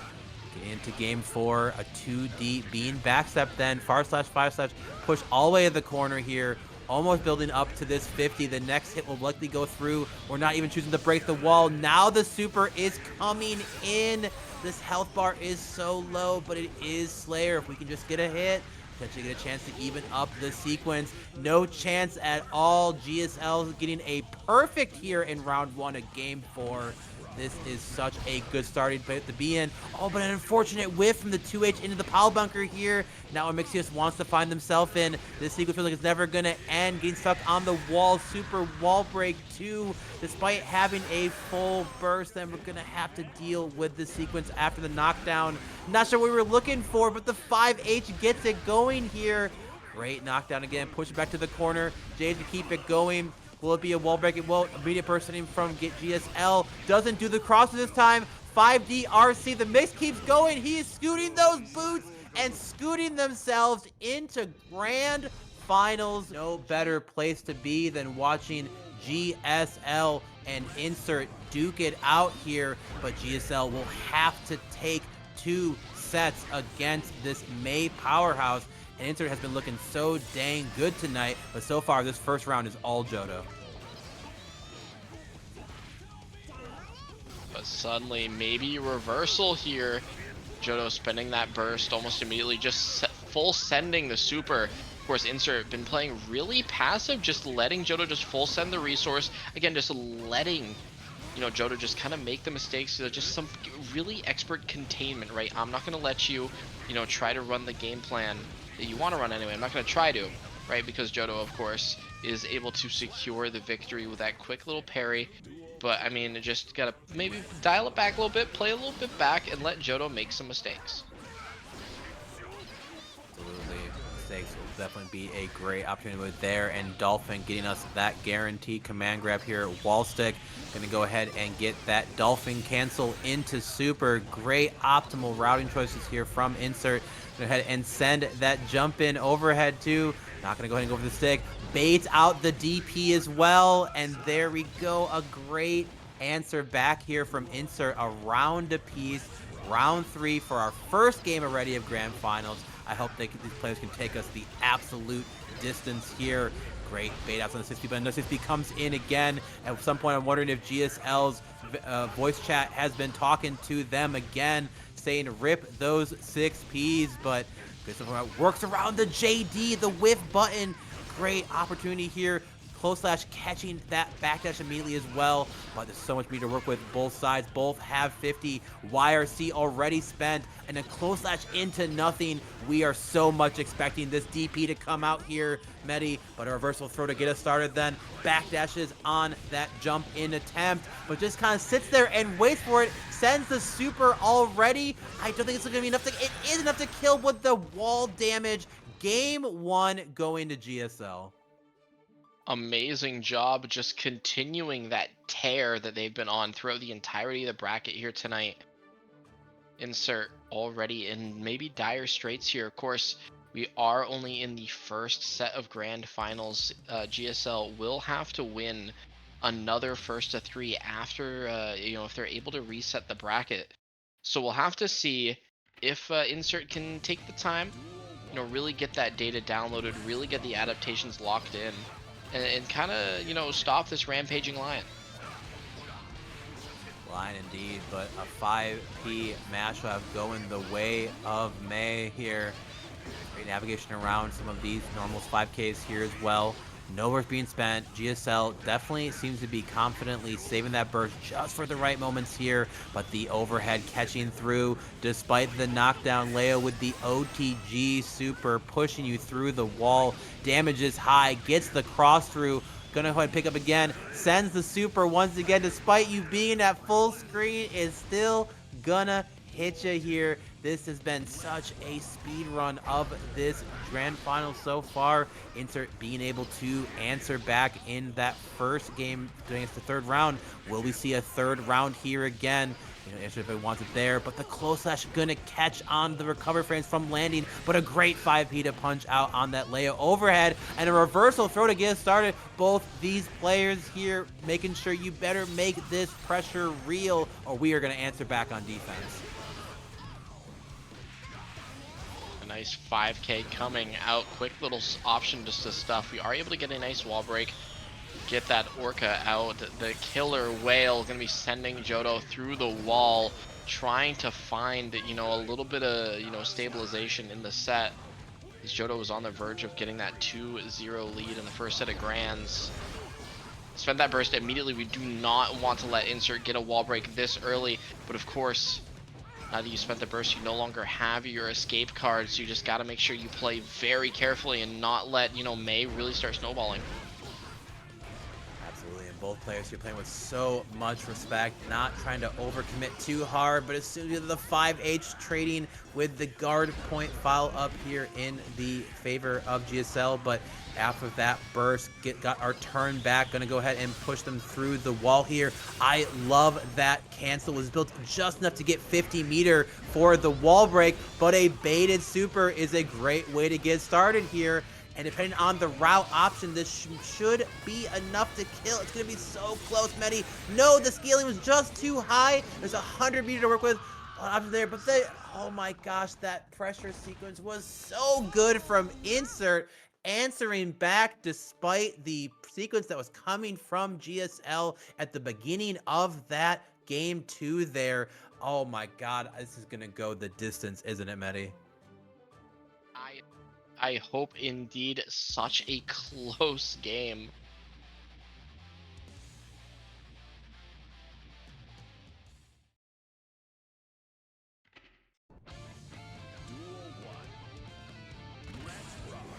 All right, y'all.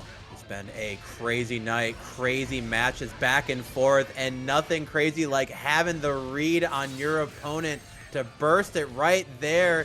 No burst for you at this point. Getting able to spend that deflect shield to at least fight back, but a 2D send into the RC. Kind of an awkward backdash here, but is going to give a great wall bounce route here. Look at the damage being started from that as well. And a character tanky like May, but it is 100 meter to work through now. A scary spot to be in if you are Johto. Gonna feel that meter be built up at least. So as you go through the wall here again, you're gonna have 100 meter. You got 100 burst. How are we gonna use it on Wake Up? We'll have to see. Just, you know what, just wait for it. You know, just kind of chill out me a little bit. Just chill. We'll call out the super later. But unfortunately, Insert has to spend that burst, not getting out of it scot-free. Just waiting. Able to find the low. Johto spending that burst as well. We'll have to see if you're a hero, and you are indeed. Put on the cape. Spent the burst only to lose it seconds later. So you are able to get that nice 5H, nice counter hit 5H yet again. Decides maybe not to, I think we maybe dropped the route there. Didn't get the dolphin. Is that far slash just knocking Johto away. Way indeed, and man, almost got a bit of a, you know, old flashback of what it felt to get hit by HDP in a combo, then into back turn. But despite that no longer being a thing that Layer has the access to here, able to put Insert through the wall. Definitely up in health, but not in the round count. But great 5P anti-air gonna go ahead and take us to another round 3 between these two behemoth of players, playing so damn well tonight. You can just tell these players are choosing as many options deep as they can go to mix up, to bait some of these tools that both have access to a charge 5D to potentially catch an inbound option here. But insert Ansi back with such a strong combo, doing 50% and having 50 bar to work with after. Backdashes that PRC, follow up then. Both players trading the tools here. Tumble option then. Gonna go ahead and pick them with the 5K. Burst Millia sets as well. Fixing the combo with the RC, and insert, despite dropping that first game, is now not only up to 1, but will find themselves here potentially on the game to take the whole dang tournament, to be the Jeekly 84 champion. But we know GSL has been playing out of their mind as well, been on a tear. Is this the end of their tumultuous reign, or will it be a insert sweep here, answering back as well, guys? Grand finals, we are here. Game 4, getting in. Champion indeed, Medi. Let's get to it. We'll see calling out the 6P with a quick little 3K insert, I think, dialed in to maybe the crowd's habits, you know, the VC's coaching. But regardless, okay, goes for the 6P yet again, doesn't find it. Jodo just kind of waiting out, just kind of trying to find when we're gonna press a button. Nice, able to BRC that throw attempt. Okay, BRC slowdown actually makes that combo drop. Maybe we weren't ready for it. Gives insert the chance to fight back, force Jodo to be back in that corner. Now we just have to watch out, yeah, for that either jump back or like a flash kick, as Jodo takes the round on the verge of tying it up. No, it drops! Okay, never mind, we're back. They just wanted to make me slow enough. Just to make you wonder if it will be, but that back turn as getting so much, especially with that dash momentum that Leo got access to here. But insert getting put through the wall, taking about 40% of their health as well. Great routing choice here. We're going to go ahead and spend that burst to fight back, and then catching the backdash with that 6H here. Let's see, insert keeping the pressure sequence going. Command grab to get us started then. Gonna go ahead and put GSO through the wall, but no real meter to work with yet. So imagine a little bit of safer choices to get to the sequence here. The Dolphins are chasing, was not quite ready for that option again. Sends the Super RC 100 meters well spent to keep that pressure sequence going. Gonna have to get answered back by insert again too, but the overhead catching, this overhead has gotten so much value here for GSL, but the Mei stays alive despite that wall break choice. So they tried their best. 5P not gonna do it then. Block the berserker slash. Boom coming in too. FDs have to do all these options. At some point the meter's gonna run out. It has one hit. All they need is a 2D to answer it. And despite the momentum starting to switch in insert's way, GSL answering back, Medi, and taking us to a game 5 of potentially our first set of grand finals. I'm hoping we see a game 5, last game, last round. Both these players playing their heart out for part of that $200 prize pool. And I mean, I think after, you know, if we see a reset, you know, getting out, I think there's only one thing to hope for, and it's another game 5, last game, last round. Will we get the game 10, y'all? Sound off in chat if you believe. All right, now we are seeing both these players swing to the absolute maximum here. Insert just working so well around this guard point with these Dolphin cancel options. But we are starting out of the sky here with that HDP once again. Great tool at challenging those aerial characters here. Gonna go through the wall here, but no hard knockdown then for GSL, so I have to play back that neutral as well again, but says, hey man, nice BRC slowdown, hold this DP. Finds the back throw. Okay, forcing insert back in that corner. We find the BTK as well, that low confirm gonna let us secure the round. Jodo is on reset point. One more round will reset the bracket, but of course that 5H is not how you want to start off potentially the last round of the first set of grands, as suddenly you're eating about 60% and you can't eat too many more of those. Absolutely. Nobody's got 120% life bar in this game, though some characters damn will feel like it. There's that 5D RC to keep it going again. GSL likely going to hold on to that burst unless they hear the whispers, hear the calling to press, but saving it is definitely the right call. The sequence keeps going, multiple lows here, but the ATP actually switching sides here, putting Insert into the corner, but there is that pass and run through as well. This sequence is going very fast right now. You have to fight back correctly. I'm not sure what you chose, but it unfortunately was the wrong option again. Gonna send the super, and I think that should be enough to reset it. It is, guys. We are going to a reset match here. Grand Finals, Shin Grand Finals. Both of our players now fighting essentially from that loser side.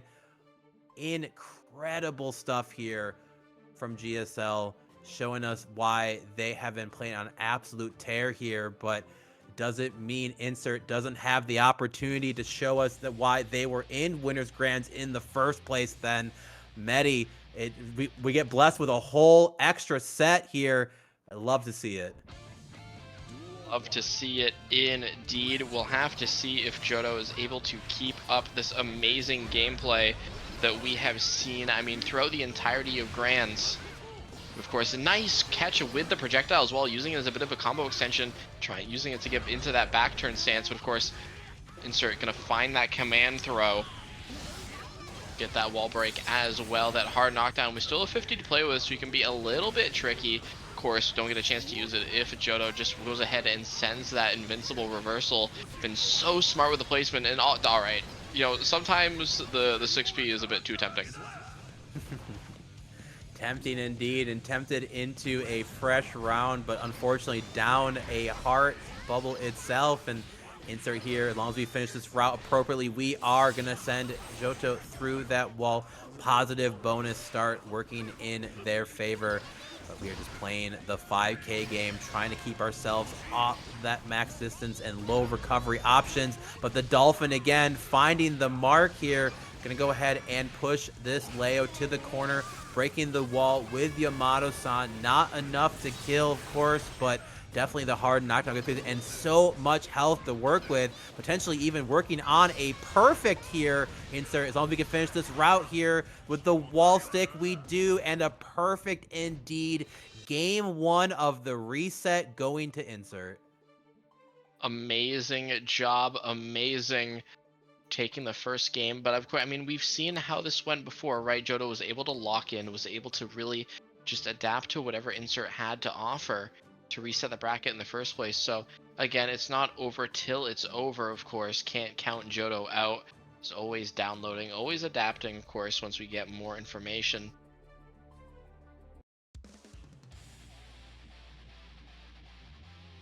Oh, and I realized that we actually are having a team kill match here in Grand Finals.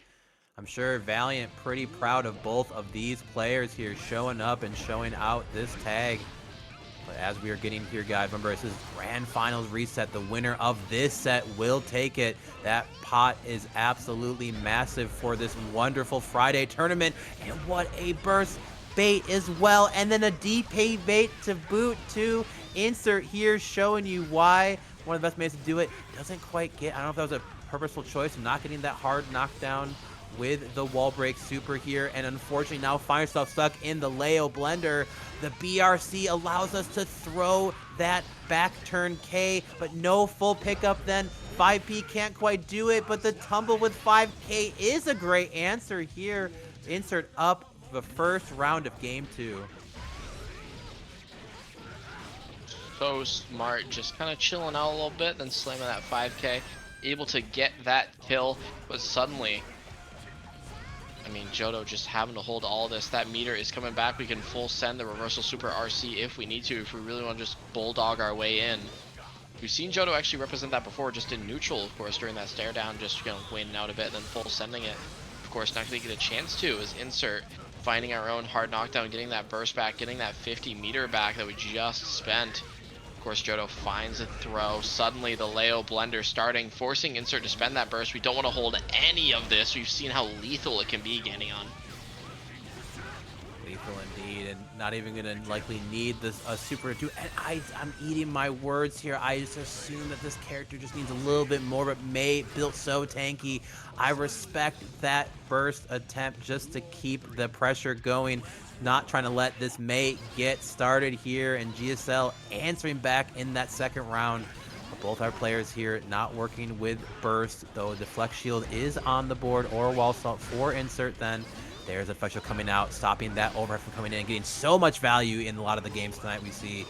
But both players here being forced to kind of play that mid-range neutral. Both characters being able to kind of more or less jump on you at a moment's notice with a 2D from Leo or a Dolphin option from this Mei. But going through the wall, taking about 40-some% in the process then.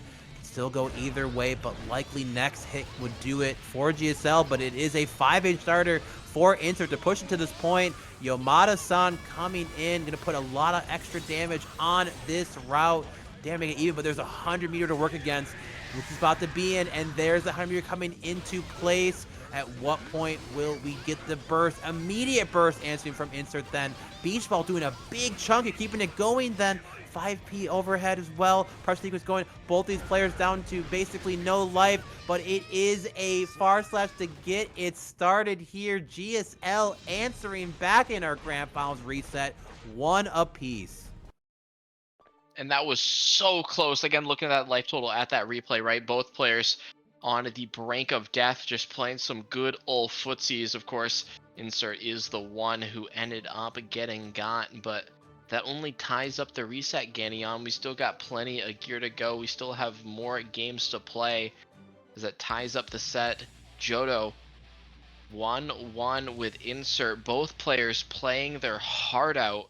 Again, trying to get a cut of that pie here. We're getting started on our next game. Duel 1. Let us rock as we find the 6P. But the nice IB on the cross-up actually, Ganyon, letting us get that punish. Really high level gear is being played in front of you guys tonight. Despite some of the choices, then you know these players are bringing some of these sequences, having answers to the options that their opponents are showing them. And a DP goes incredibly wide here as insert takes a pretty quick first round here in this third game. Guys, remember, you need 3 games to win a set in Guilty Gear Strive. No matter where you're at, it's just how you can make it happen. And the stagger pressure is absolutely making it happen right now as we're going through the wall here off that command grab into the Yamada-san. Not a ton of damage with that scaling, but a hard knockdown. That's what you want to be in, but gets thrown for their troubles, thinking it was their turn, but Jodo ready. Clash cancels into that parry option then. We're going to go ahead and get this route going here. Not going to get them stuck on the wall. YRC to get off me, but a 6B to answer back again. They'll keeping that pressure going. Go ahead and just block the sequence out. FD to push a bit of a space here too. Both players looking for the right option there. The super bat from back turn is going to throw him out as well. No full combo. Blocks out the 5D fast overhead, but a DP to answer back. Jodo just swinging with everything in their arsenal and taking us to another round 3. Exactly what we want to see, but of course spins that burst almost immediately, gets a nice counter hits, trying to get that blender started. We are in back turn, so it's exactly what we're looking for. Spends that burst to get that wall break, so we're going to be back in that front turn just for a second, but of course we do have that plus frames to try to get us going. But oh no, back turn incident! We are able to call out the backdash with that close slash as well, and with Mei damage, Ganyon, I wouldn't be surprised if this killed. Yeah, oh my god.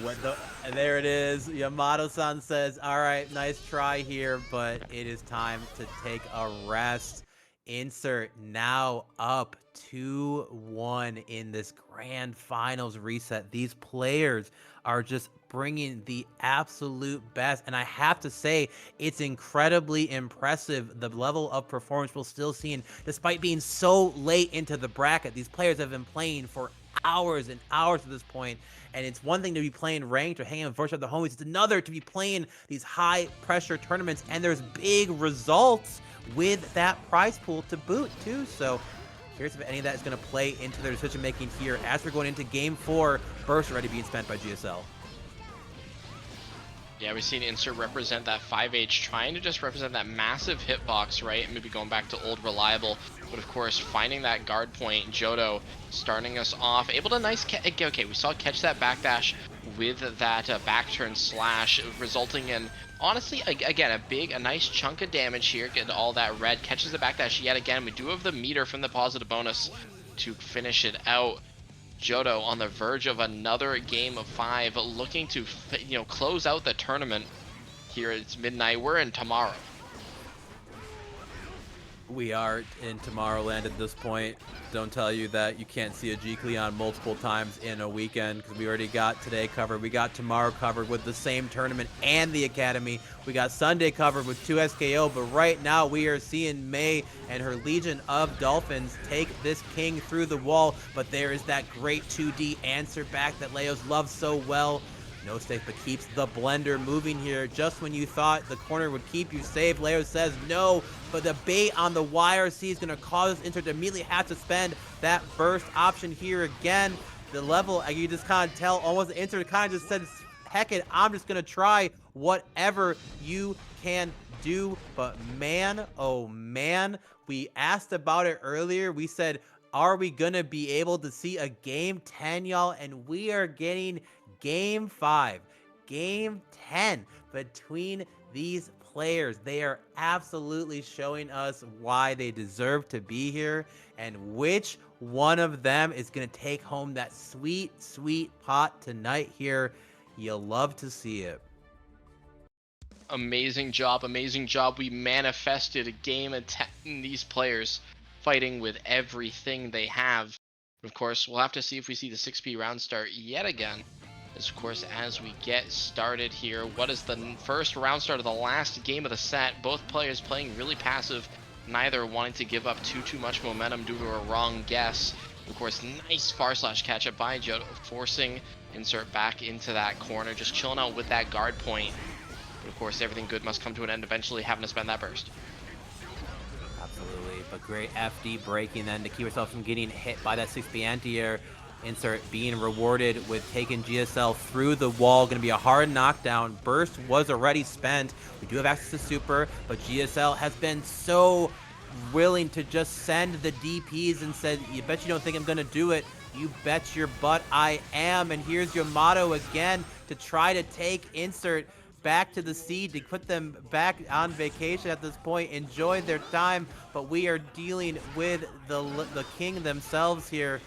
Both players just trying their best, closing it out, swinging back and forth, but JP overhead into that 3K sliding low. Go ahead, keep GSL pushed to this corner.